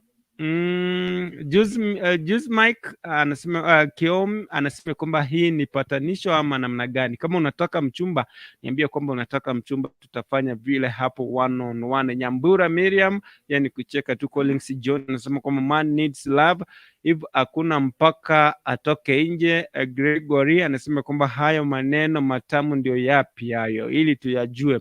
Irene Momanyi nasema kwamba Nyambura mzee akipewa vizuri atalia tu kama mtoto, amwage hadi akili yote inyamwagike ndani. Asante sana. Ruth Isabella anasema kwamba watching live from Saudi Arabia. Ukweli mnanyonyanga mpaka akili Michelle. Ukimuguza vizuri hata unajua akienda pale nje aguswe kama wewe, yani kama wewe unamguza vizuri, akienda pale apate ule ni atarudi hapo. Ni ukweli. Na ile chakula yako napika tamu na una makelele, mkaribishe vizuri. Sukari itajaa kirasi baba, kamua na hata wewe drive, kwani iko nini? Mwambie leo ni kweli tunasema ya kwamba Michelle, mwanamke akidrive wewe, iko nini? Utajua uchungu uchui. Una drive vizuri kwanza una enjoy yourself. Kwani iko nini? Hayakuwa nako drive. Liz Queen alisikia uchungu. Nilijaribu nikasikia uchungu. Siwezi drive tena. Nilisikia uchungu hata nilitoka, hata siwezi rudia. Juu hiyo uchungu yenye iko hapo, unajua yote iko juu, inasimama kama fimbo. Alafu wewe Wewe ujui maneno. Wewe ndio ujui maneno, alafu unasema msaada. Msaidia mzee kazi, kama ni kitanda tengeneza, hata ingewezekana tupate ile ya chuma juu hapa juu. Unaenda juu unarudi, kwani iko nini? wewe Michelle, acha nikwambie hivi. Mwanamke akidrive kwa mwenye ako na fimbo kubwa, wewe nakwambia utalia. Utaingiza yote kama mwenye ako na fimbo ndogo, lakini kubwa imesimama hivi. Nakwambia ati wewe wacha nikwambie, ikiwa kubwa nayo wewe pimera. Ikaa hapo sio unaingiza tu kofia. Sio yote. Yes, ndio nasema ukiingiza yote utalia machozi tu. Unaingiza ukisikia sasa hapo imefika mwisho, wewe unainuka.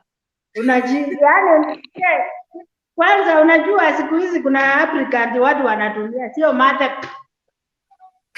Hiyo ni ugonjwa.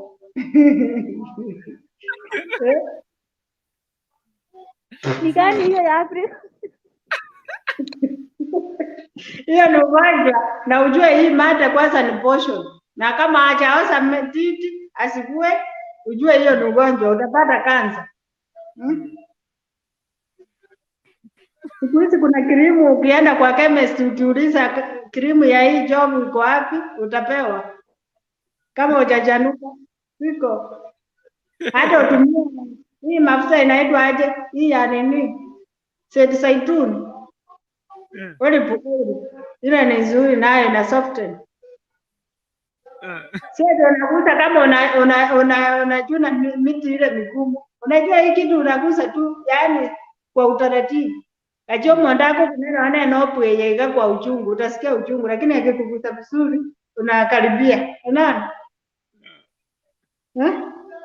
Kuna wale anampea ulimi, kuna ule anakupea ulimi, kuna ule atakupea matiti, kuna ule yani ni wewe unatoa nikiguswa hapa ni masikio, ni shingo, ni wapi, ni matako, ni matiti, nimefika kileleswa.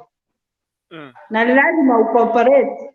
Sio ndio nalala kama ng'ombe alafu uanze kusema hujatoseka. Lazima mcooperate. Na kama unataka kuguzwa mahali, mshike mkono, peleka mkono mpaka mahali unataka.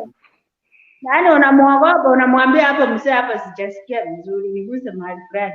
Hapo. Ukisikia hapo ndio vizuri, mwambie hapo. Hapo sasa hapo. Leta na wanyene piro ipere weka, inuka juu. Kwani hivyo nini? Anda mwanzia hata kwa kiti. Hata na wanyene bafu, kwani iko shida? Ni yako. Twende tuoge. Mufanyie jokes. Sio ndio nafura, alafu mkifika kwa kitanda anakuambia penduka. Unajua ile utasikia uchungu. Lakini hii ya kufanya jokes umtayarize vizuri, utasikia uchungu.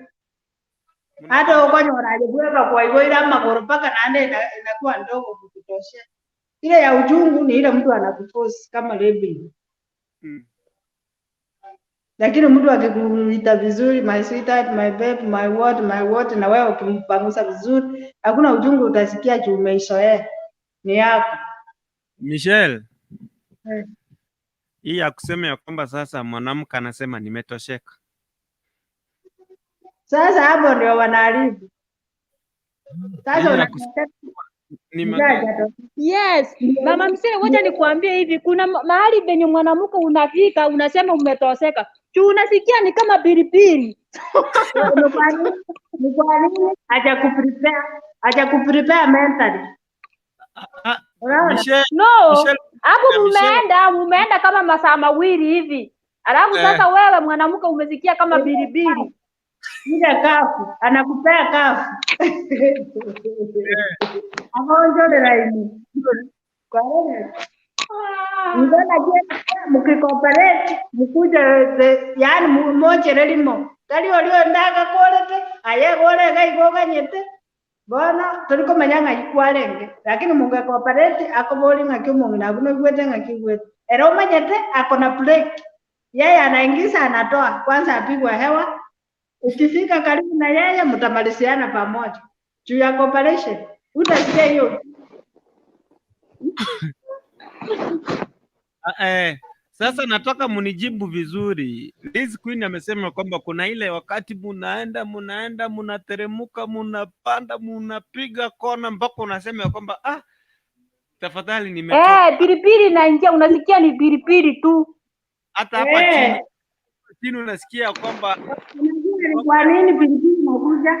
Oyo mogale tale cooperate the Kiswahili. Kila mtu anataka raundi yake. Lakini mwote bani na kingweta bomonge. Abite bibi aisira kovera ane. Umanyete wanawake hawajui kucontrol. Ikarago kwa. Lakini wao msaja na wako koganya. Anaingiza, anatoa. Anapiga hewa. Akisikia anakuja, anatoa. Anapiga hewa. Tena anaingiza. Pilipili inaanza kuingia.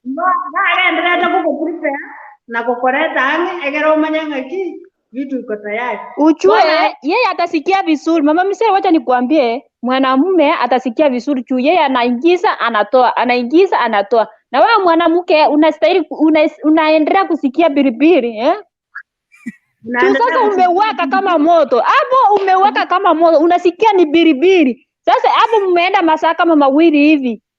Nikwambie, ndio nakwambia mkicooperate pamoja mmalizie the same time. Acha nikwambie. Unajua mwanaume analima shimo. Mwanaume analima shimo na wewe mwanamke unamwekea shimo analima. Sasa hiyo wewe si utasikia nini uchungu? Uchungu gani? Kuna mali utasikia uchungu tu. Hiyo shimo anaendelea kulima wewe. Hebu niambie. Wacha nikwambie, ndio nakwambia cooperation ni kitu ya maana, mumalizie the same time. Mkianza tena kama ni raundi nyingine, ujue venye unamsetia, ujue venye unamguza tena mumalizie. Na kiega umanye tena atoliko cooperate kwa ndora ale mune kunde rigire ndiko seminaro ko. Yaba ko ile mesika era seta kama tena malisa. Era ko ita.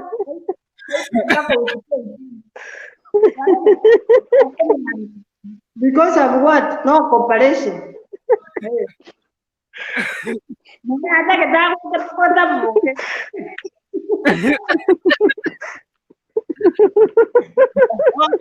Amuke.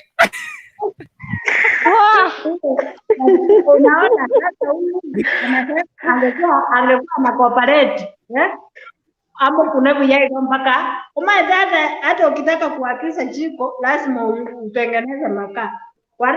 Wanawake ni kama machiko na makaa. Akikuweka vizuri ya mind ya kugusa mpaka ukute toto ni rahisi kumaliza, utasikia hiyo uchungu.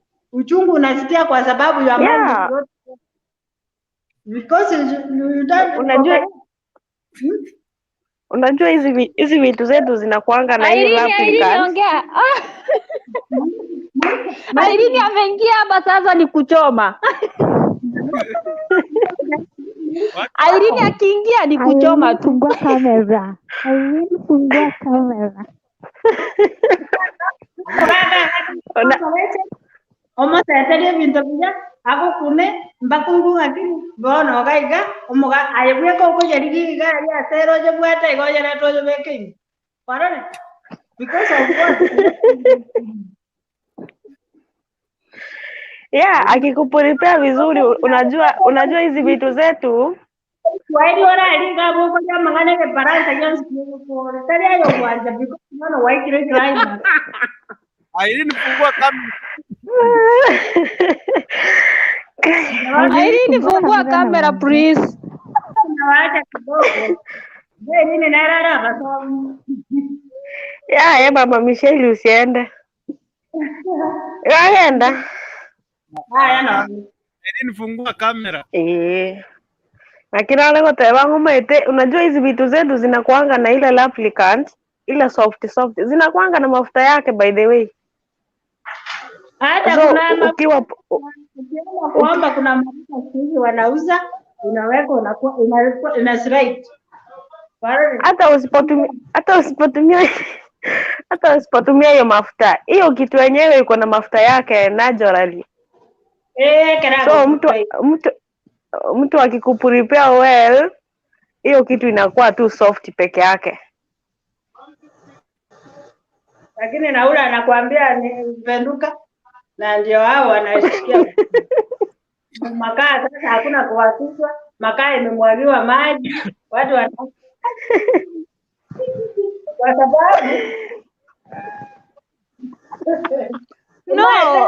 Mama Michelle, kuna mwanaume mwenye utaweza pata ako na hiyo fimbo kubwa, na kuna mwenye utaweza pata ako na hiyo fimbo ndogo. So hiyo fimbo kubwa ndio inafanya mwanamke anasikia uchungu. Juu hiyo fimbo yake ni kubwa sana, juu akiendelea kulima hiyo fimbo. Wewe kama umeona hiyo fimbo ni kubwa, mbona umtegee? Unajua kuna design zingine. Unajua kuna style zingine hiyo fimbo hata ikiwa kubwa huwezi ukaisikia. Umeona? Na kuna style zingine hiyo fimbo hata ikiwa kidogo itakuwasha. Na tena So mtu tuseme umanye ikiwa kubwa, wewe mwenyewe kama una drive wewe mwenyewe ukiingiza tu unajua hapa nimefika mwisho. Unaona? Na ande tulikoja because wale wako wakubwa zaidi kunebonyi wasinebonyi wakabeke.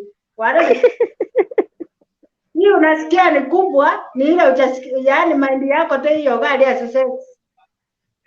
Na unajua ndio kwa rurebi. Unajua hiyo kwa rurebi that is why unasikia uchungu, unawashwa hapa chini, unasikia umekula kwa sababu inakaa kama rebi. Ndio prepare your mind hapo kuna mjani hapo abusa hapo kuna mataya yako tuliye yako yule yako yako tena hivi chapa hapa hapo hapo yule hapo kuna tena maoka hapo kuna chini hapo ya jiani hapo una kai waga na hiyo Mama Michelle, unajua kuna wanaume wengine hawajuangi kuchezea hizo vitu. Na hizo vitu najua zinatakanga unatembeza mkono pole pole softly. Tanyo munda hago chane chinguru kabisa uko samada ne chinguru. Unatembeza mkono pole pole. Nyaga debanga hapo kuna paka kwa ndani kwa ila na mai. Lakini mwanaro ndio ngoroko kwa lakini mwaka bado nani nayo kwenye kwa Mungu ile kwa chakira kwa kuna yani uko kumno mwana. Yeah. Na kwanza hiyo kitu ikiwa kubwa, ukiona kama hiyo tarimbo ni kubwa, ukiingia juu kuride, usiingize yote. Weka hata ifike nusu. Rotate tu hapo juu. Hapo sasa nimekubali. Ukiingiza yote utasikia hapo ni biripiri. Uingiza tu nusu. Yeah,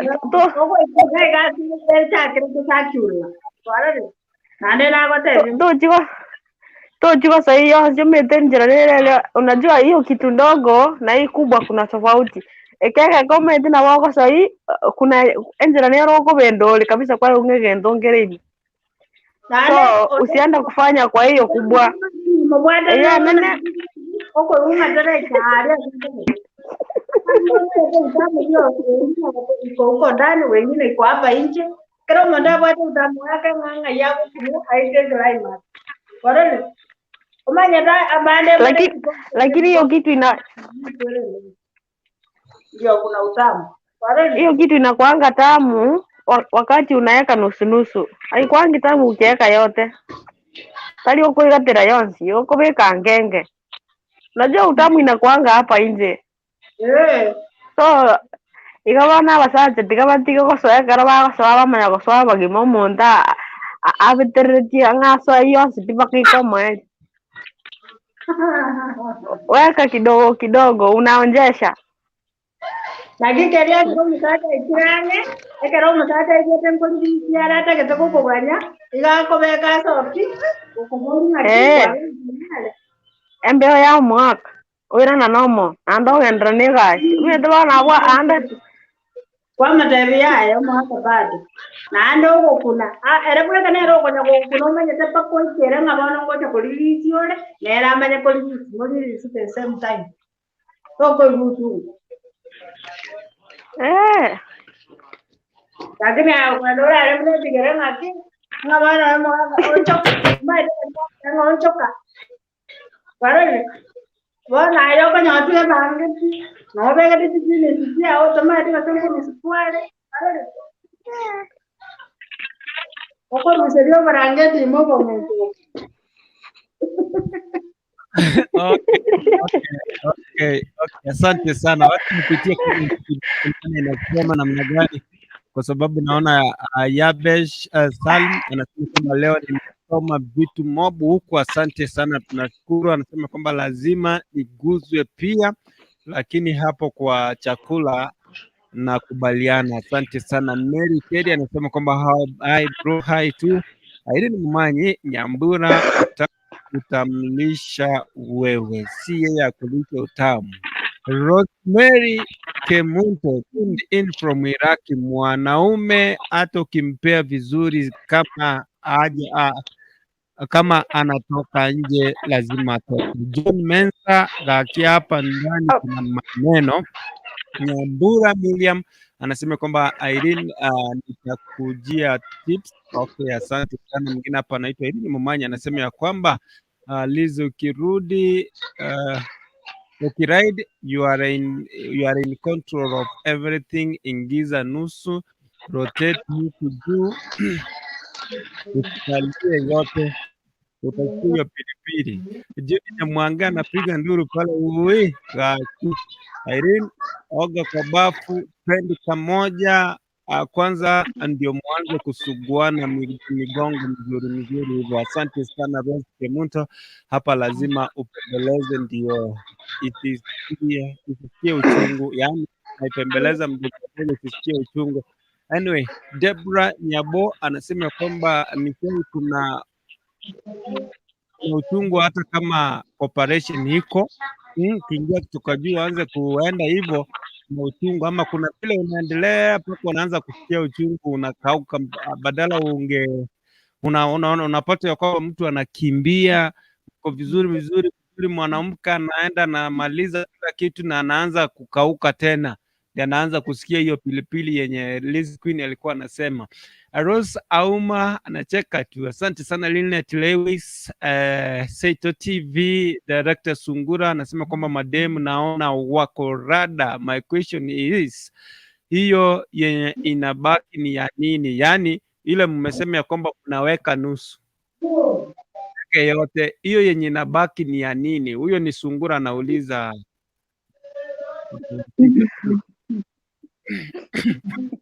Unaona hiyo ingine yenye inabaki wakati unaendelea kusugua huko juu, ukirotetia huko juu, unajua ukifika climax mwanamke akikaribia kurelease hata ujiwangi nguvu inatoka wapi. Ukikaribia kurelease hiyo kitu, hata ikiwa kubwa aje, ikiingizwa yote huwezi isikia juu huko, unajua feelings ziko juu kabisa.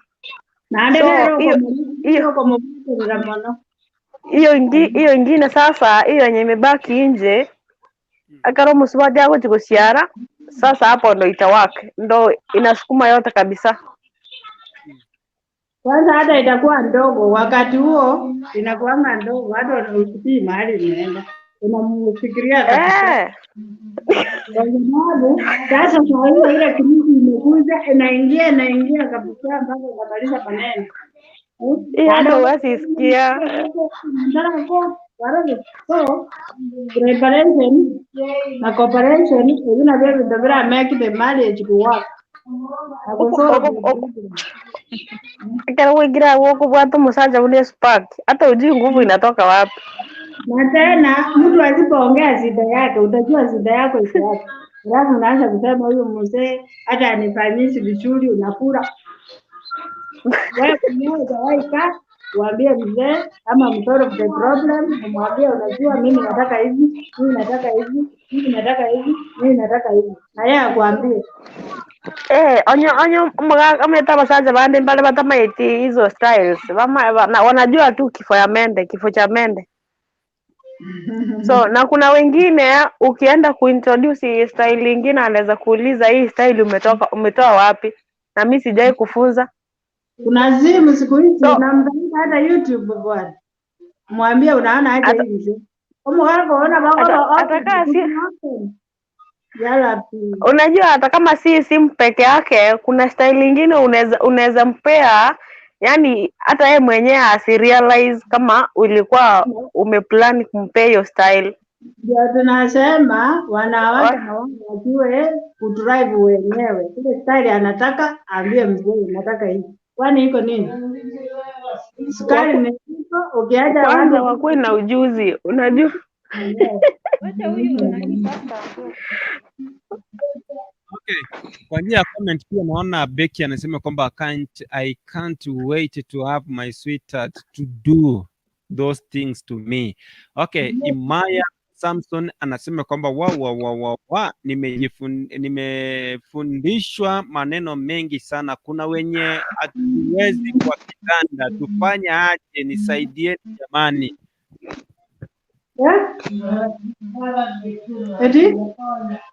Sema ya kwamba yeye amejifunza ndio, lakini kwa kitanda hajiwezi. Mtamsaidia aje?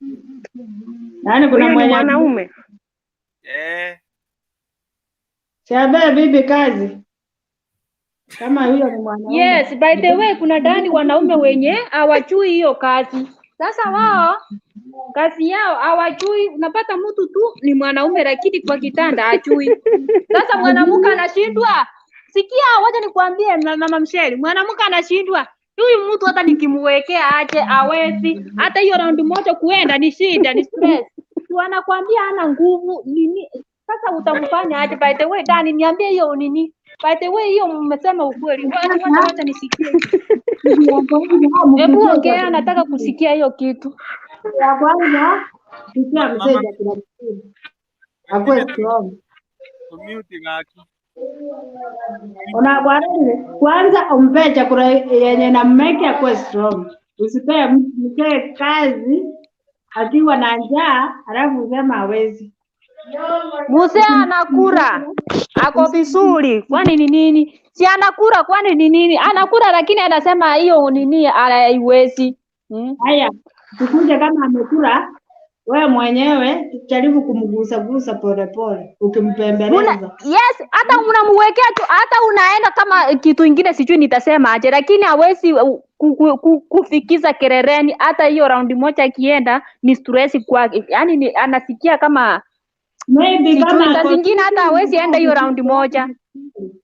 Kama ako mgonjwa mnafaa kuona daktari. Na hapo umesema ukweli. Na ujue kama bwana wako amepata ugonjwa hapa katikati kama ya sukari, blood pressure, what hizi madawa zenye anatumia. Mpaka umuelewe ngaki wakati ule mlikuwa mkiwa ujana alikuwa ananikimbizia hivyo hivi. Sasa saa hii unajua venye nguvu inaendelea ikipungua. Hapana, nasema wakati amekuoa mama Mshe. Nasema wakati mmeoana mkiwa vijana. Vijana ndio nakwambia kwanza mprepare chakula, umprepare yeye mwenyewe, ujaribu kumgusa mjue style yenye utamgusa mpaka asike moto. Ukiona asiki moto ujue ako na shida yake. Wacha nikwambie unaona? Mama Msheli, wacha nikwambie hata ukigusa hiyo kitu yake aisimami, inarara tu. Na hiyo ako na shida ya ugonjwa. Ujue sio wanaume wote ama sio wanawake wote wanapata. Excuse me. Ngoja kidogo. Wacha niwakilishe wanaume leo. Wanaume wote wamepiga mitini, wameenda chini ya maji. Kuna vile unaweza pata ya kwamba umepata demu, yes, umempenda vile, mnafika kwa nyumba, unaweza mguza kila mahali, but hormones zako haziendanishi na zake. So unapata ya kwamba asimami, hawezi simama tu mguze aje. Lakini akipata mwanamke mwingine hako sawa kabisa na nakimbiza hizo miles kabisa. Hiyo nawe uwape ni ya kwamba unaweza pata, si kila mwanaume ama kila mwanamke ambao unaweza patana na asimame. So unajaribu hapa, ikishindikana unajaribu kwingine uone kama inafanya. Ukipata kwamba ni mazoea, unaenda huku unapata inafanyika hivyo, basi kuna shida. Lakini wakati umejaribu kwa huyu mwanadada, unaweza pata kwamba hamujaendanisha, hormones zako hazijaingiana na huyo mwanadada, so unajaribu mwingine. Ukiona mwingine mambo iko sawa, jua kwamba uko sawa, yule ndiye hamkuendanisha. Na stress pia usio unaleta stress. Stress nayo inafanya hiyo kitu inafanya hivyo. Kama uko wa mdomo kama standby. Hata ukijaribu inafanya hivi. Sinafanyanga hivyo. Mwingine hapa anauliza, huyu ni Jose Sungura, anasema ya kwamba Keriga, what if utamu wa chali umetangulia kabla ya dem? Bado ataweka nusu ukiwait utamu wa dem? Yeah. Anaigiza akitoa amungojee waingie pamoja. That is what we call Dani, hebu uliza hilo swali tena. Ameuliza hivi, what if utamu wa chali umetangulia kabla ya dem? Bado ataweka nusu akiwait utamu wa dem? Mwanaume mwenye ako strong, unajua hata unaweza enda hata 2-3 bila mwanamke kujua kama umemaliza. Yaani unabadilishia ndani gears. Yeah, unaona unajua hii ya kwanza inakuanga na kiherehere sana. Huwa inakujanga haraka. So ukiona umekaribia kutoa hiyo, wewe toa. Alafu ukitoa usiende kusimama tena. Endelea na kusugua hiyo kitu ikiwa hivyo standby. Juu ukimess tu hata sekondi 2 hiyo kitu italala. So ukitoa tu hivi unaendelea. Hata unaweza enda 2-3, mwanamke akikuja kurelease yeye anadhani umeenda 1, lakini umeenda 2-3 bila yeye kujua. Hata sio kutoa ingine. Ni ila tu mtu anaingiza hivi kama mlikuwa yeye mrara wetu maega. Na hapo so kiasi nini ga 1 second 2 seconds alafu anaingia. Kwani anaenda tena kuoga alafu akuje. Sinipana baraka. Lakini Mama Michelle umete. Mama Michelle, unajua hiyo ya kwanza hata ukijicontrol aje. Hiyo nayo ni automatic. Hiyo inatokanga automatic, hiyo ya kwanza. Hiyo na kiherehere. Sasa hii ya pili hiyo inakuanga na kiherehere sana. Wanavojero mrango. Kama nakoboli na kile takatifu hiyo mke yao mkole. Abandi na baba tawai. Sasa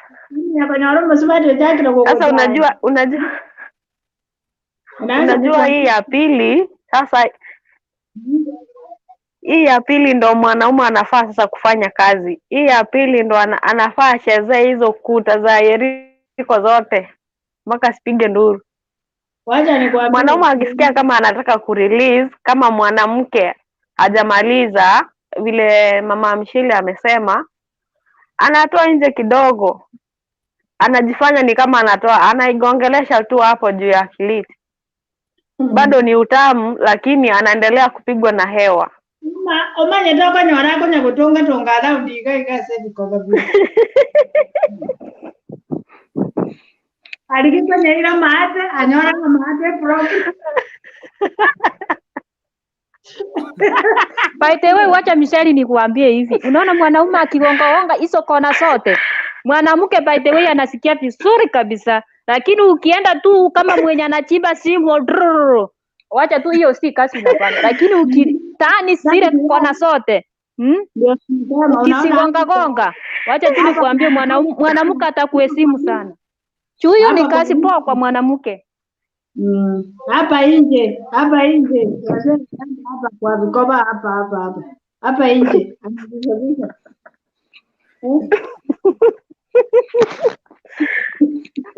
Mama Michelle unyoroze. Na mwanaume atakufanyia hivi mpaka akumalizie na hizi vitoto. Yes, that is true. Yes.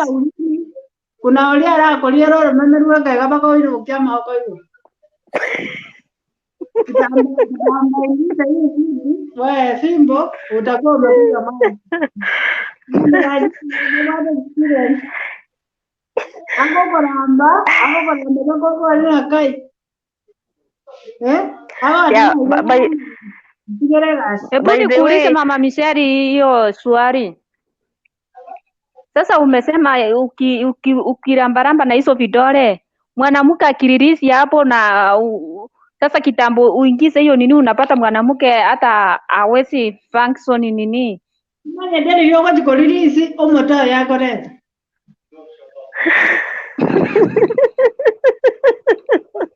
Ngoma nyale ngaki bano kwa baile bubego hizo kama goro. Manya ndio kwa arako manya ngaki ndo na balimu ke. Okanyaro bino githome thaerie ko.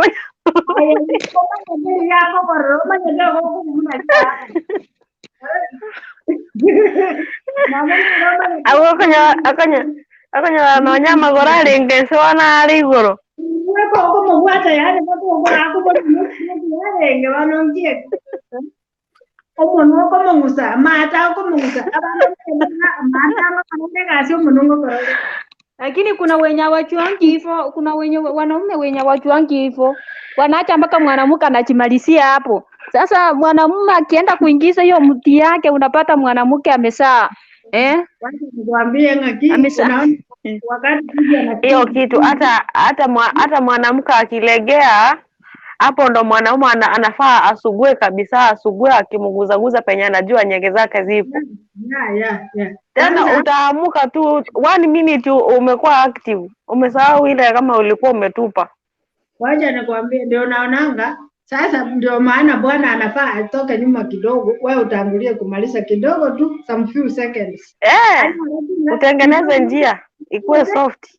Unajua yeye akimaliza na wewe the same time hata pata ile style ya kukusugua usikie utamu ama hiyo maji itoke kabisa. Bwana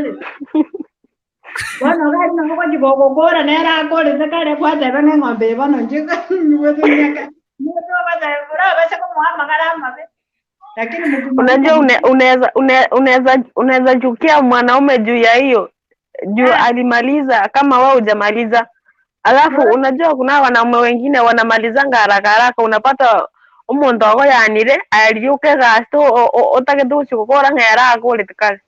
Ometo okuiguno muri umugima. Ngweto ko timoina. Kwa boli ne bunde yabana mbiande da. Kwa manyaka nyara mambi kada mo ko ngaka ko ni munya. Mamsa ko na maja mada na. Okanyoro mongina ko nagotera nga Yesu ni Bwana. Ani okagethaya nga Yesu ni Bwana agoteba. Kumbe na agoteba nga wewe ni Bwana. Hata mja bwana na matabi gendo basi nini iko fresh. Akili yake iko fresh. Lakini ukiona mama ananilamuka Ukoigunga Dani ni Bwana amenitengeneza mimi. Dani ni Bwana.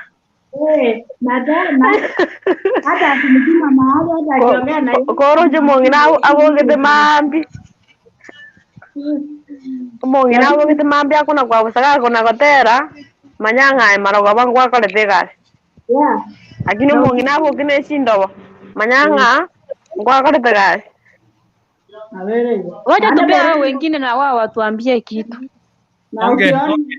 Kidogo tuingie kwa comments. Naona ya kwamba mwalimu Mworokia Gwisahu okwezi ya wantu bakavaye tabunalibwa okorukunga nero mwalimu Dani Boss yatanga tigansi ebiko bebi Judith Nyamwange nikicheka tuke mwite 2020 yuko hapa anacheka na niambia Dan Silva masikio usisikie hiyo maneno bana.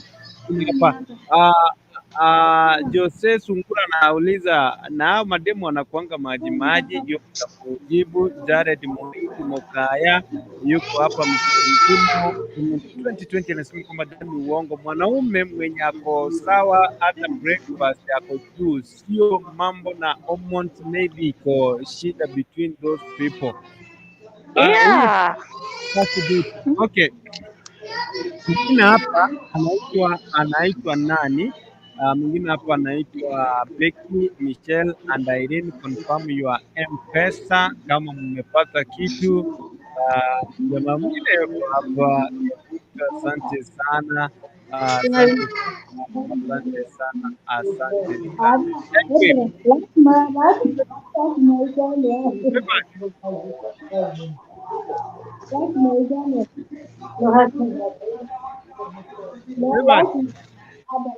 Yes. Nawasikia.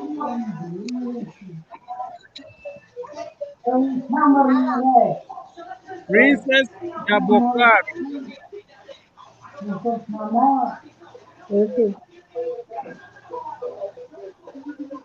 Nakusikia. Okay, asante sana. Karibu sana. Habari ya Wete. Niko mzuri sana. Okay, kuna mwingine hapa anaitwa Imaya Samson anauliza unafanya aje ile gari nono juu nimepewa nikashindwa kuendesha. Channel 9 News TV Gavana Mozoveti yuko pale, asante sana. Mwingine hapa anaitwa nani? Telmo World Media. Nasema kwamba Dani na Evo Negasi BJ Baba Jackie. Baba Jackie anawakilisha. Baba Jackie, hebu waambie nikienda huko Telmo nipige picha bwana. Waongeleshe waambie kwamba mchezaji nambari 7 mgongoni anakuja hapo, wanipige picha bwana. Mtu 2020 yuko pale kwa Rico Rico. Nasema kwamba leo nimeona mtu wangu Liz Queen na crush wangu Jabokara. Vipi lakini nyote fresh sana, tuko wazima. Nataka basi hebu saidia huyu mwingine, saidia huyu jamaa. Anasema ya kwamba alipewa gari nono akashindwa kushika kuendesha, atafanya namna gani? Anyway, Jabokara, habari yako? Wacha nimwambie vile atafanya tu, mimi ni daktari wake. Na wewe vile unajua waje kunichomea saa hii niko kwa television.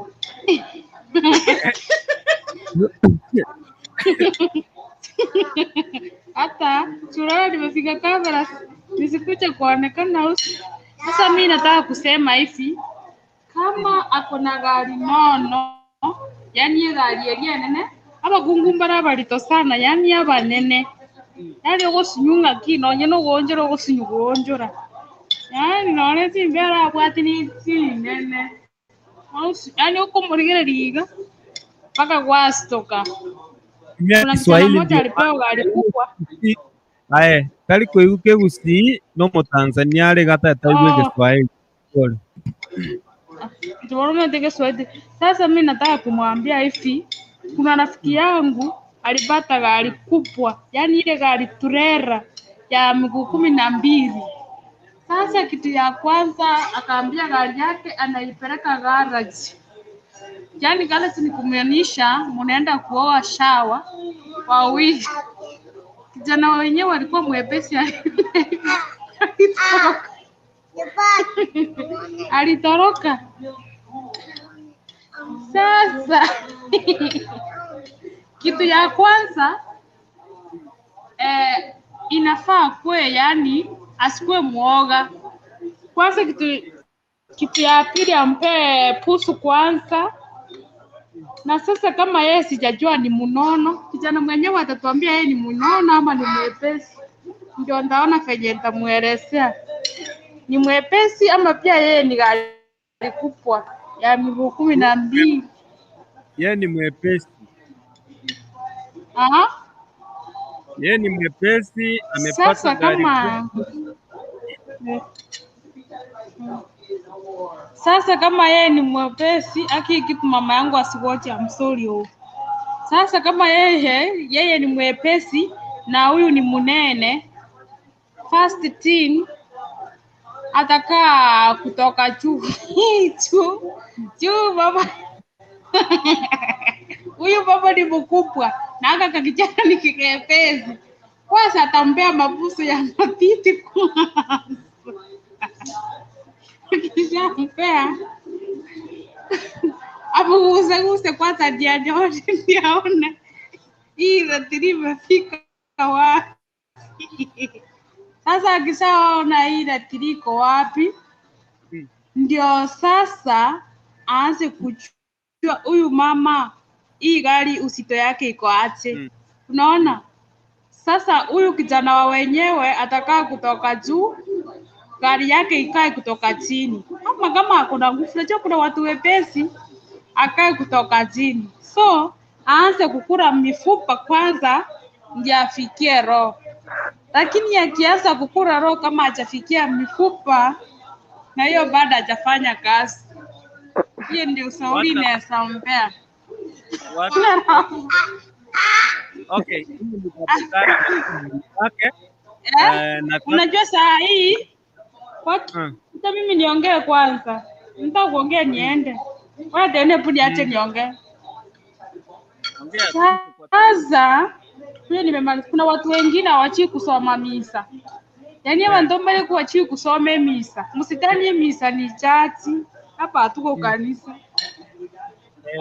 Yaani unakuta mwanaume amefika kwa nyumba hawajui mapenzi. Yaani wacha tu nikaongea Kiswahili kidogo, hawajui mapenzi. Unajua kwanza wakisi wetu hawajui mapenzi. Hata Watanzania wanawashinda sana. Inakuta kama mzee ametoka kazi, useme mama wako ama demu wako. Wacha kuharibia watu wetu bana. Wacha kunipotezea mambo mengi. Wakisia hapana, wakisia hawajui mapenzi. Hata wamama wengine kuna wananuka, hata hawajui usidhani mwenye uliangukia mwenye ajui, si wote hawajui mapenzi. Acha kuharibia watu wetu. Kisii are the best. Wewe acha niongee kwanza. Kisii hawajui mapenzi. Kwanza pesa ni wanawake. Ndio mwanake mnatorokwa. Msee akifika kwa nyumba mbele maji kwanza. Wacha niongee watu. Msee akifika kwa nyumba mpe maji. Kwanza muulize msee kazi umemaliza siku iko aje.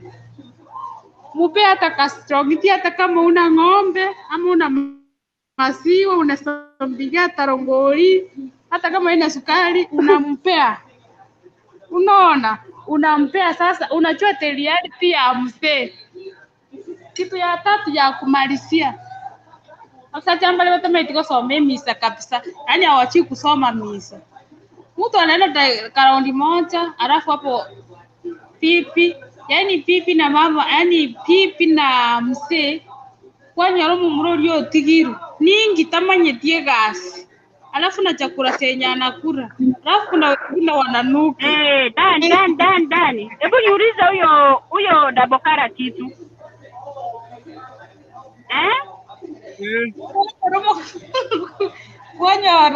Kwanyora.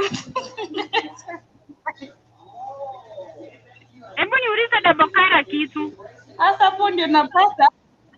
Mimi wacha niongee nimalize ndio mniulize majibu ni kwa hapo. Sasa hapo ndio sasa mwanamke anaanza kuwa maraya na mzee anaanza kuwa maraya. Asengenjo omusacha nataka ile kwa kugera lituko. Omusacha gago chigocho kwa mtengo naenda mo nilienda kwa samba nimechoka. Sasa mzee anaenda nje. Unaona? Sasa mnaanza kulialia hapa mumeacha. Mtuza wazee wenu vizuri na wapee chakula yenye wanakula, wanasimamisha nini?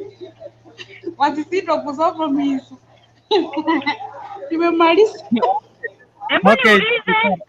Niko na swali. Je, uliza. Imeniuma. Wewe Dabokara. Wewe ni Mkisi ama ni kabila gani? Wewe ni Mkisi ama ni kabila gani? Mimi damu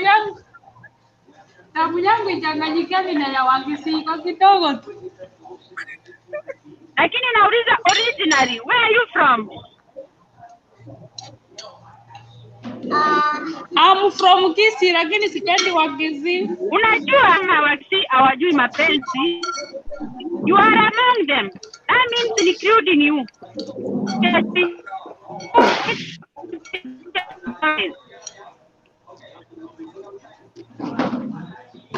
Sikusikii network yako. Dabokara. Baba. Mnanisikia? Niulize. Niulize. Wanaume wamekuwa wakilalamika amwapei misa. Kwanza wamelalamika sana. Mbona msiwape haki yao? Mnalia kubobeazi. Ni waka amelalamika, mimi wangu sijasikia akilalamika. Ni waka amelalamika. Okay. Kuna wenye wanalalamika. Kwanza Dabokara hujajibu swali. Hujasaidia huyo jamaa, huyo mwenye ameuliza juu ya hilo tinga kubwa. Okay. Unajua mimi hapa niko unaona sasa mimi nisitaki kuelezea sana. So mimi nimemwambia hivi kama hiyo gari yake ni miguu 12 na yeye ni mwepesi. First thing lazima ajue mwanamke kilo zake siko wapi. Si ataanza kukula asianze kukula roho kama atafikia mifupa. Unaona? Ndio nimesema hivyo. Pia yeye ataijino. Sasa kama anataka apate uvivu wake chungivu kubwa, atalala kutoka juu. Akilalia katakufa. Story goes. Tufanye hivi, huyo ni Dabokara ametoa maoni yake. Kuna jamaa aliuliza hizi gari kubwa ataziendesha namna gani? Tulikuwa tunataka tupate way forward. Meanwhile nikiangalia kwa ujumbe wale ambao umenitumia hapa moja kwa moja studioni, naona Jared Moindi Mokaya yuko pale. Dr. Jared yani. Asante sana. Naona mwingine hapa anaitwa Telmo World Media Baba Jackie anasema kwamba gari kubwa ni tamu kama mkia wa nguruwe. Mkia wa nguruwe. Kwa hivyo tunataka kujua hii gari kubwa itakuwa tamu aje, kwa sababu kuna jamaa alipata gari kubwa akashindwa kuliendesha. Akasema kwamba Guy, I'm fainting, my son. I'm fainting. What is that? Mama General. Aha, that is my name. Hey, hi. Let me tell you. God, wait. Mama, wait. I did talk. Okay. Karibu, wait kidogo. Naona Bernard Onuonga anacheka tu, anasema kwamba topic iko fiti kabisa. Asante sana Kemunto 2020. Asante sana, nimepokea ujumbe wako wa M-Pesa. Barikiwe sana. Thank you so much. Asante sana. Nataka kuja hapa tuambiwe ni style gani unaweza endesha hili gari kubwa ama unaweza choma hii nguruwe kaitamu. Bwana Mama the Mama.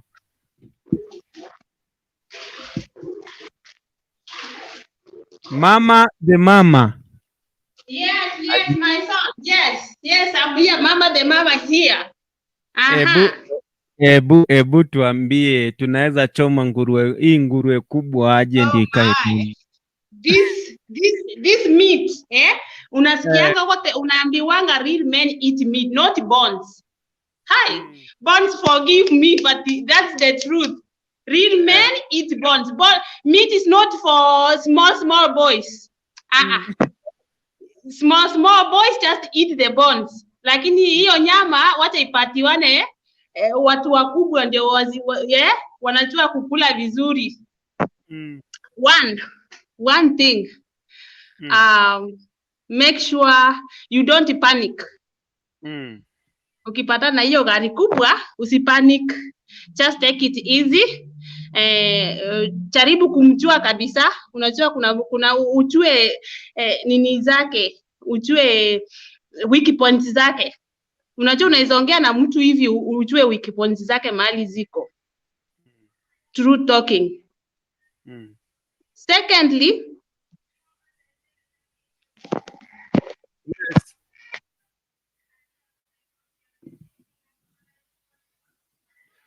Mama the mama ni kama amemute. Irene,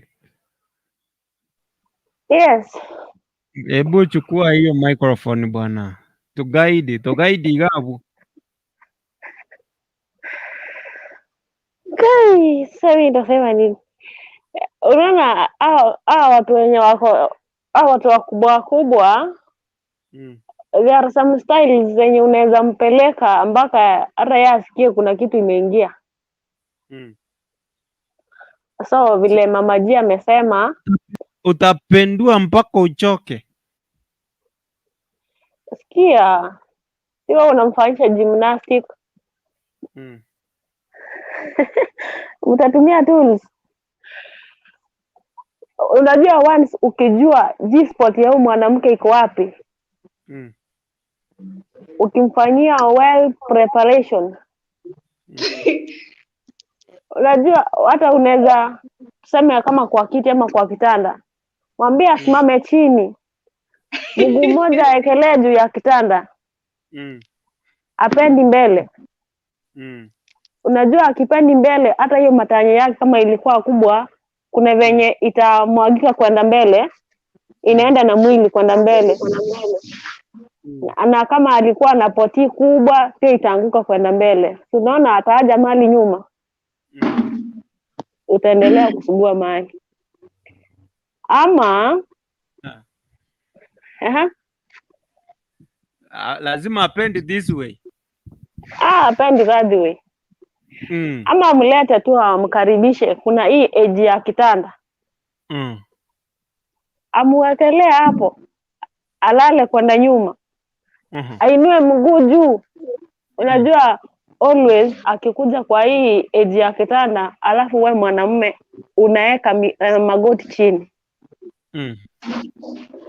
Ukiweka hiyo magoti chini, unajua hiyo mali yake itaendana the same level na tarimbo yako. Hiyo atafanya vizuri. Miguu yako wekelea hapo kwa mapega. Atakufungia tu amalize hewa. Ama anaweza yeye mwenyewe anaweza inua hiyo miguu, hata asikuwekelea kwa mapega. Anaweza inua hiyo mguu, alafu wewe ukiendelea kusugua, hata unaweza ni kama unaamka, lakini unakuwa ina a slanting position. Hapo utasugua. Pia doggy style inaweza fanya. Ile doggy style ya kuweka magoti chini na nevi kokoro. It's good, it's really good. Hiyo itafanya. Asiweke viganja chini. Ni magoti, nevi kokoro. Hiyo kila kitu itaenda mbele, mali irudi nyuma. Lazima aweke magoti na elbows hivi. Hizo. Asiekelee viganja. Akiweka viganja, unajua hiyo atakuwa kama meza, bado hizo nyama zake hazijaenda mbele, bado zitakuwa in the same position vile zilikuwa. Lazima atafute mteremko ili kila kitu iende huko. Hiyo. Aje mali nyuma. Okay. Mama the mama. As I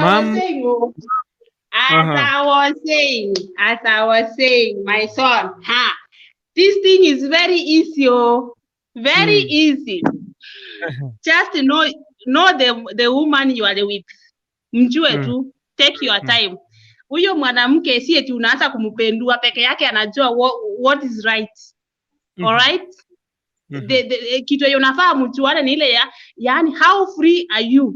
Do you do communication? Communication during that act is very important. Yes.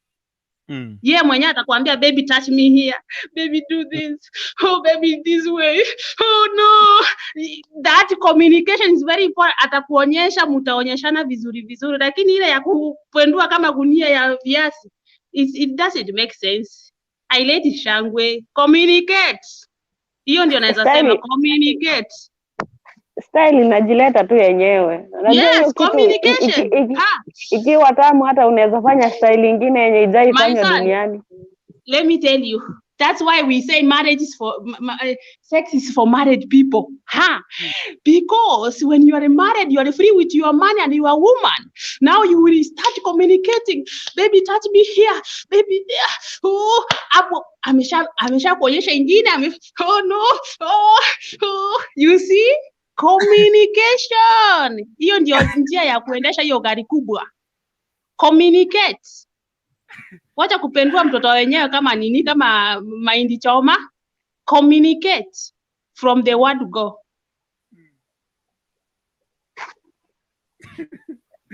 What about mkikaa nyumba za mabati? Ni sawa, kwani ni nini dira yenu tupige nduru? We must be happy. We must enjoy ourselves. Allow me to enjoy myself. Kabla kitambo nijenge nyumba. Akipiga nduru ata disturb wengine. Ama unaona mwanamke kama hiyo kitu ikiwa tamu sana, unajua anaweza piga nduru. So akijua yeye mwenyewe akijua anapiga nduru, ataleta hata pila afunike mdomo. Anyway, hiyo si nduru ya. Let me tell you, hiyo si nduru ya, yani ile ya vita. There's that sound, that unajua hiyo sound kwa nyumba za mapati, next neighbor atasikia, utaanza kumdisturb. Itakuwa haram kwa nini neighborhood mzima? Kwani ni nini? And the following day you wake up shaking your boom booms. Na hakuna mtu atakufanyia. Anybody's around to enjoy yourself.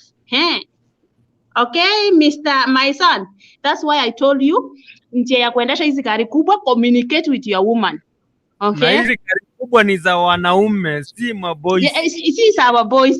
Hapana. This small boys wachana nazo, ni za wanaume. Yes.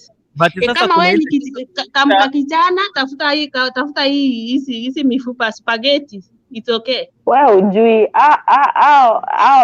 skinny boys ndo wanajua kazi. Kubwa wenye unasema sijasema wakubwa. Nimesema ni wakubwa. Sijasema ni wakubwa, sijasema ni skinny ama ni mnono, nimesema for men. Anaweza kuwa skinny but ni mwanaume. Unajua kuna classes mtu anaenda akienda. Yes. Okay. But then kuna ile time inafika mtu unapendua mpaka unachoka. Kuna mwenye anataka tu unaendelea. Hapana. Unajua mama wait. No, I have already nishapata basi naelekea. Okay my boy. Okay, talk. Umeconnect socket. Alafu yule anataka mshike huko. Concentrate. Sasa unashika unachoka, mtoto wa mwenzio unaanguka chini. Si unaona sasa wewe, si ndio hiyo sasa watoto ndio wanafanya hizo vitu. Boys, not men. Wanaume wachokangi. No, they know what to do. They know how to treat those people. Umesikia watu hapo wanasema hiyo ndio wanapenda. By the way, men love meat. Wanapenda nyama sana. Wanapenda kitu yenye unashika unasikia umeshika. Umeshika mpaka unatetemeka. Yes. Hizi gari kubwa ni mzuri. Hiyo kwanza ukimkunja vizuri inakuwa tamu, unajua. Alafu gari hizi mzito gari kubwa my son, kitu yenye nataka kukuambia ni moto, yani there is warmth kuna kajoto somewhere, you know. Achana na hizi zingine zinakaa I don't know kama panga yenye melala nje, something like that, but it's okay. Kila mtu sema aje mama the mama, wachana kwenda kando, sema ya kwamba hizi gari kubwa mazato kikaa kiti unasikia umekaa kwa kiti, yani imekushika mattress. Mbona aende kando kando? Yani ukikaa tu kwa kiti hivi ukishika stari unasikia kwamba yani kuna mahali umeguza, yani umekaa. Kwanza hizo matanya ukizigonga slap zinakuanga tamu. Okay. Unagonga hata kofi. Wenzetu wako slim, huwezi kuambia na watu wamebeba wako na tunyama bana. Napata ya kwamba ukiingia unasikia kwamba basi hii kiatu ndio nilikuwa nataka, inanishika vizuri. Kuna ile nyingine unatafuta soksi unasema baada haijashika tena unatafuta sijui nini, lakini hata hiyo slimu ikiwa hivyo nayo ina depend na service ya mwanaume. Kuna wanaume wanajua wenye wanatembea hiyo barabara hata ikiwa inateleza. Anakimbilia hiyo kiatu, anakimbia nayo. Unaenda zigzag bana, huwezi enda direct. Unaenda zigzag, unagonga hizo kuta, unazigonga.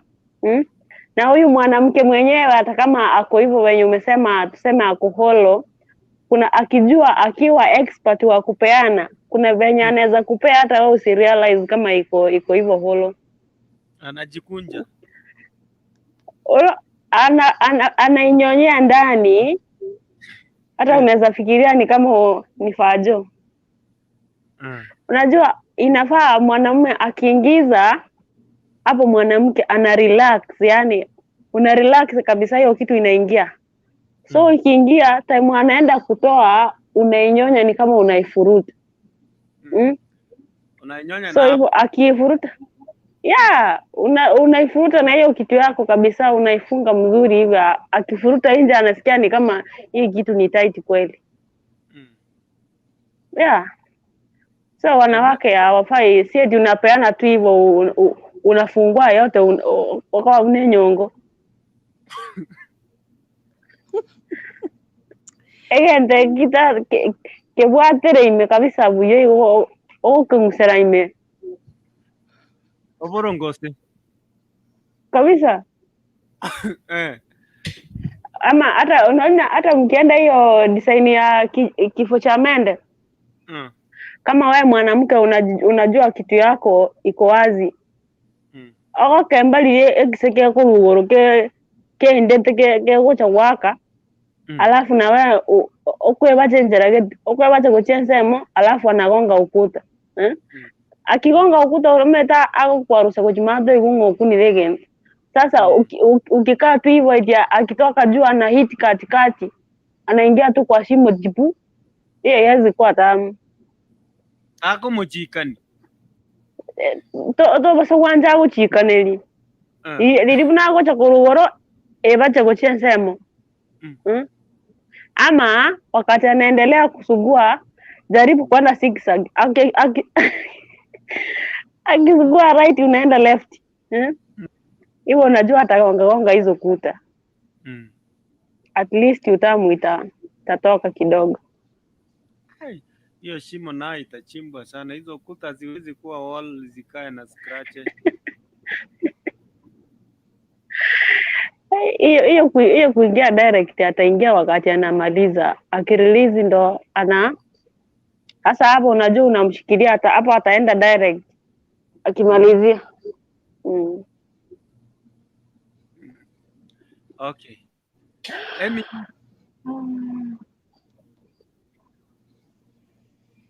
Emi Nyaps.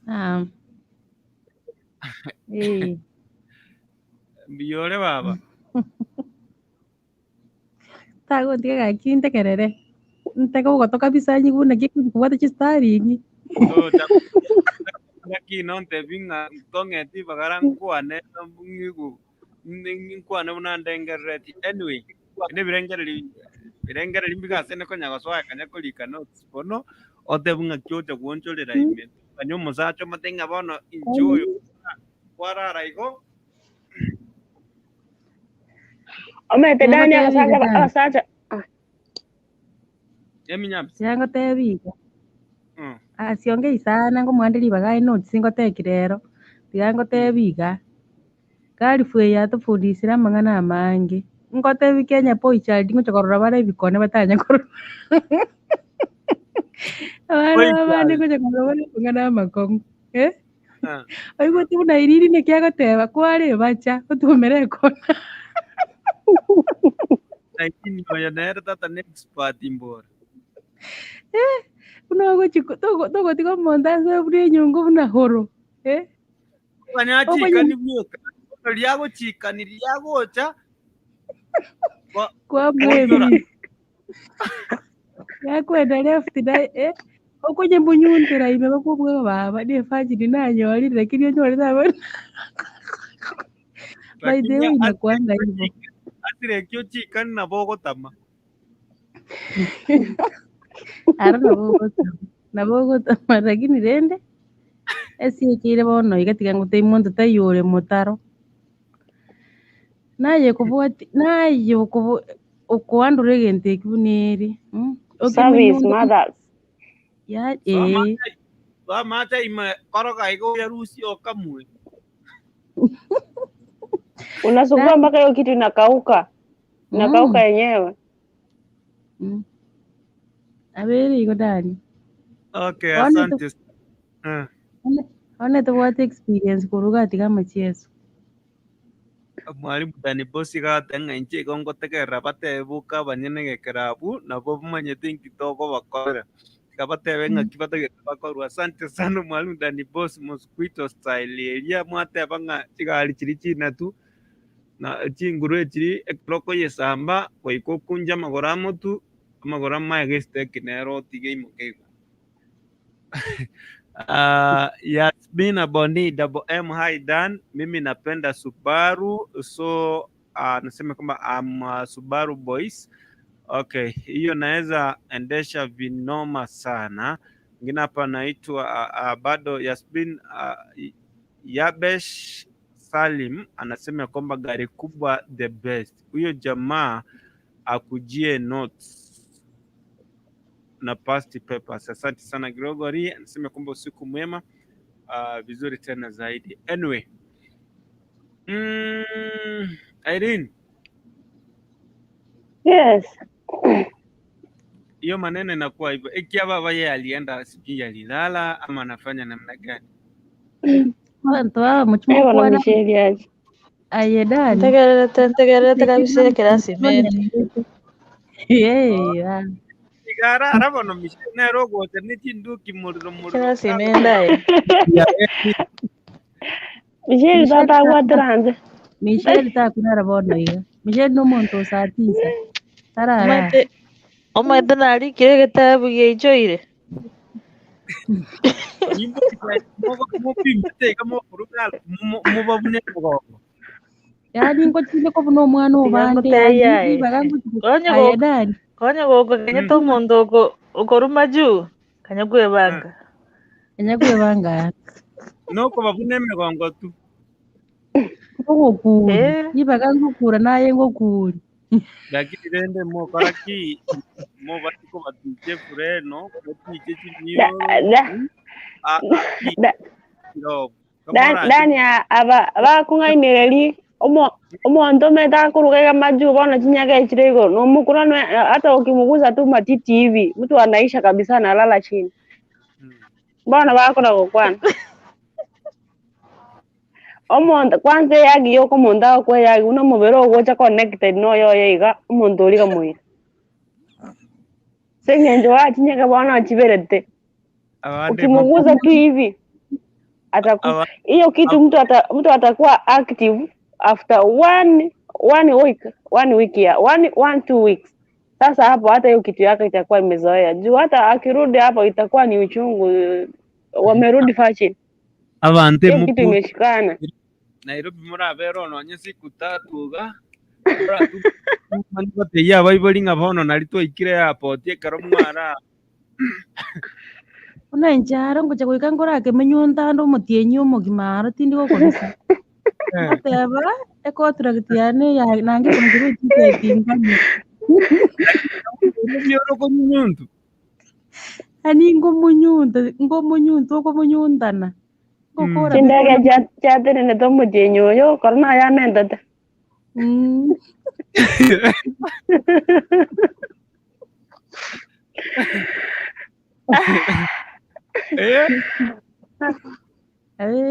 Kidani bado oli mombo sabone ngituraga ringa ngende bakaka nga yani ndu Nairobi oro tawe mpaka Busi oli mombo otaranyore penado lasime penado inyenyore nye munyunte botuko no mugaso nabo geo korosi emyaka yebere imagine pira nabo nkuragete manjo mutienyo yoyomo Yani emyaka ebere manya otanya gukwani musacha no kaboko manya okomorora tu kwa mbali yani no kumuhagi manye nkaki kwanyori chance yo kwagi omuntu na kumukwani yani na mutarire mpaka noyera kumbe baba ngeke gusa Kero mogo chalende moveka movas kweri muri te taxi mochake ko embure chake gutu yani embure inero sabetinga gaki omurakero nyaki omwagoche oire yani omwagoche kurure tuka echan timely yani abose kunya gukora nara kunya gusabana gaki omurakero ngaki yani oche pian yani ote ekomorembe yani eng'omorembe iga nyasaye aigwa amasabane iga engaki eyio yani anyiterene mrete osago tupiani ebo omurakero egwakerie enkuba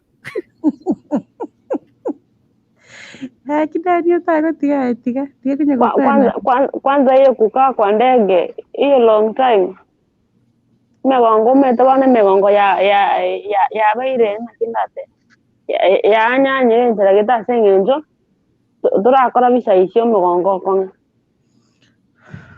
nabora isaranse iga nonye konya gwakorire mbure ya ture ya iri nande kuguka onyore WhatsApp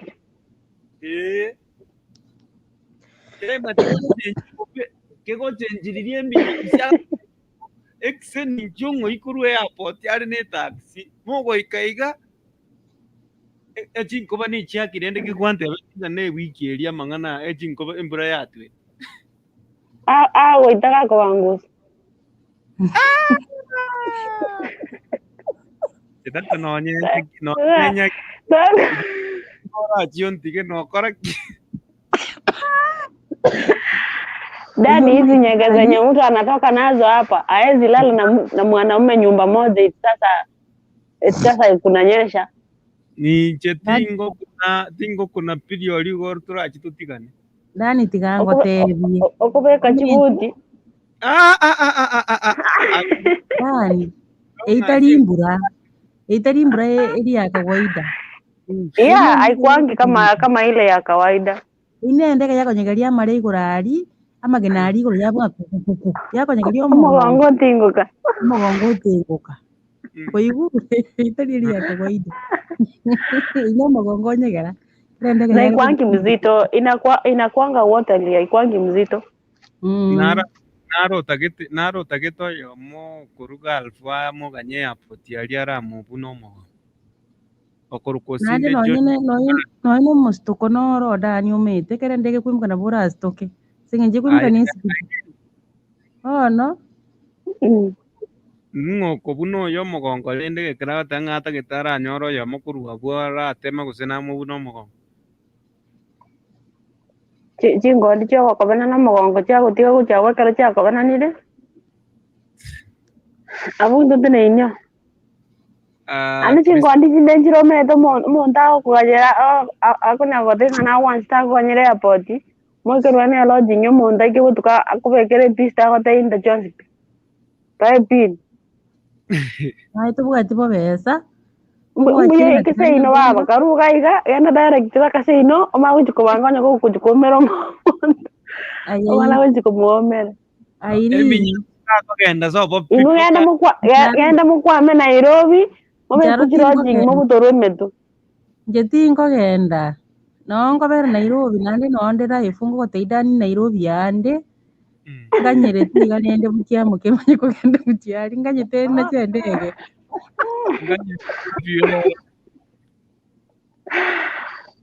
akatekera maomino baba koro mugum oko urabo beso ende bune gechiche getwere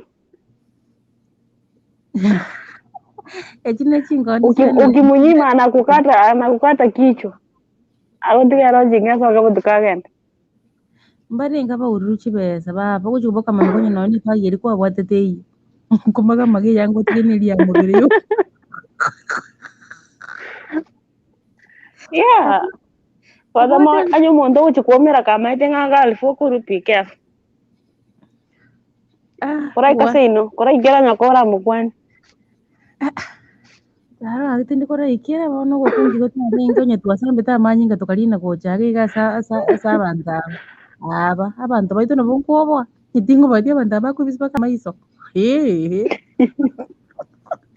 roboto Nita awegete namba ya Simigali Gregory good night Osinde Joshua Kararia anasema ya kwamba nipe mmoja bana nimsubiri hapo nione kama nitamsafisha Pinti Boy San ale kali na Dominic Onderi mbona kale koboka akarotu akole anyway ntaitengana yo mwele bwango ndo chichi abutuka itideka 32 igore chinse sano ne muchabono botuko yani bono mambya chitariki nibero mutinyo gatano na kabero mwaka w'ikirubuye na mengwansa 20 no yomo ndo kumusabe chinguru Daniel Keriga ntakitego tebanga basi torakora kura liz ngana yo mwele kyababa eminyapsi na irini mo tokora kore igalende chinse chirimaro gabango swatole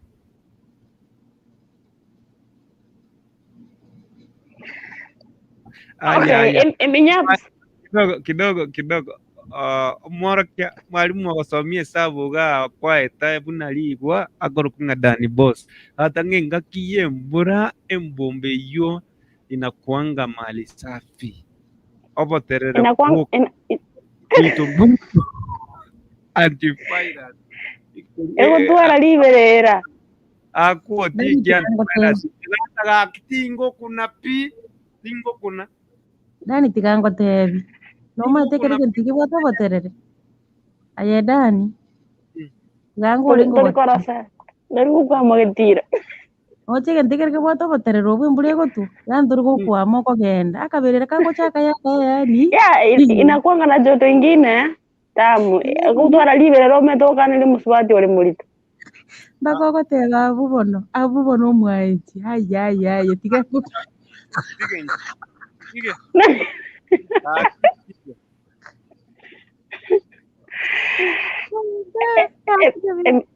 eminya bisibang to jota bang bono denjero monta ndali chifiagira oi kono monta aban to kato muguma akobe piripiri achikwa uli nizo pinyateo piripiri tokore tuchake oyore bwango iga tokore bwango because ntagete ko timukio bongo marogo bang baletera abantu bakorukwanga piento pano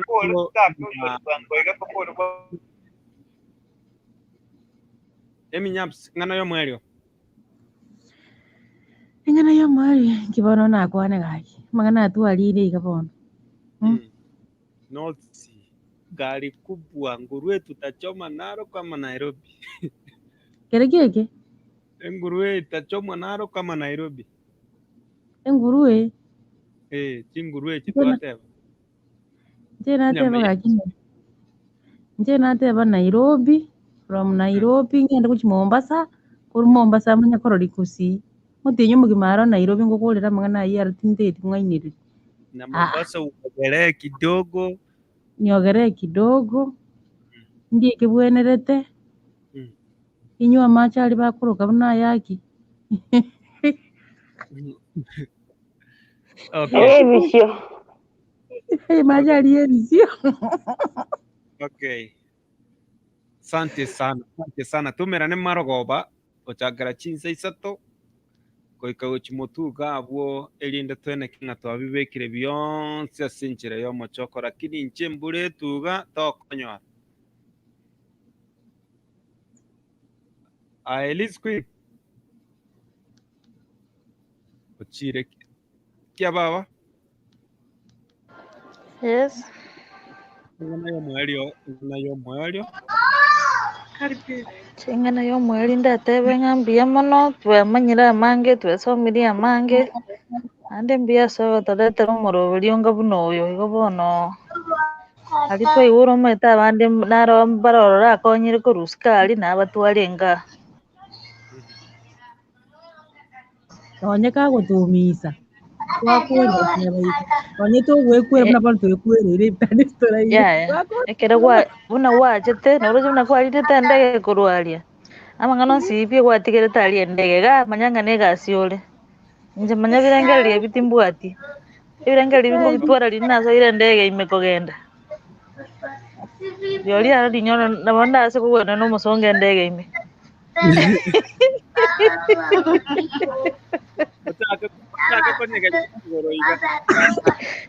ngoza koigusigua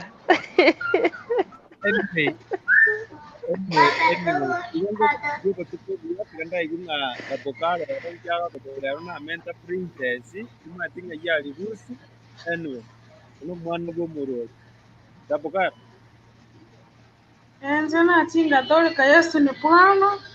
Tuna atia ndo Christ bali nyarete.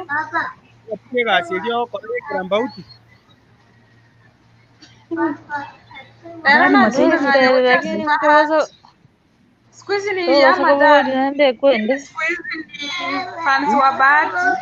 Naenda kutoa nyimbo yangu karibuni. Soon as possible na Dana Bahati. Na double salama sana, tunashukuru. Sasa tunahitaji kusoma sisi. Alafu mimi kitu yenye nasema mtu mmoja atatea mwangaji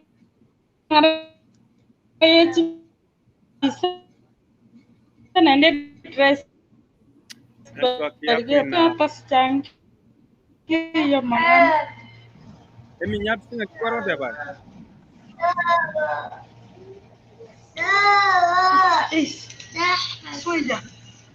Nyapi.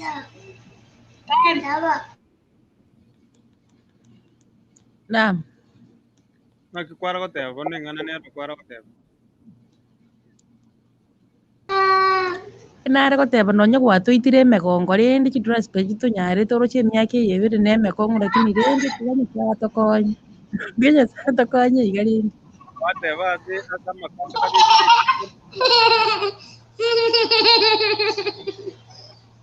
ogenda bukara bone bintakoretaga bigũtũgĩrĩre studio Anyway, nabaga ni biko to bya mwensi pi yataba sisi tumirane maroko was to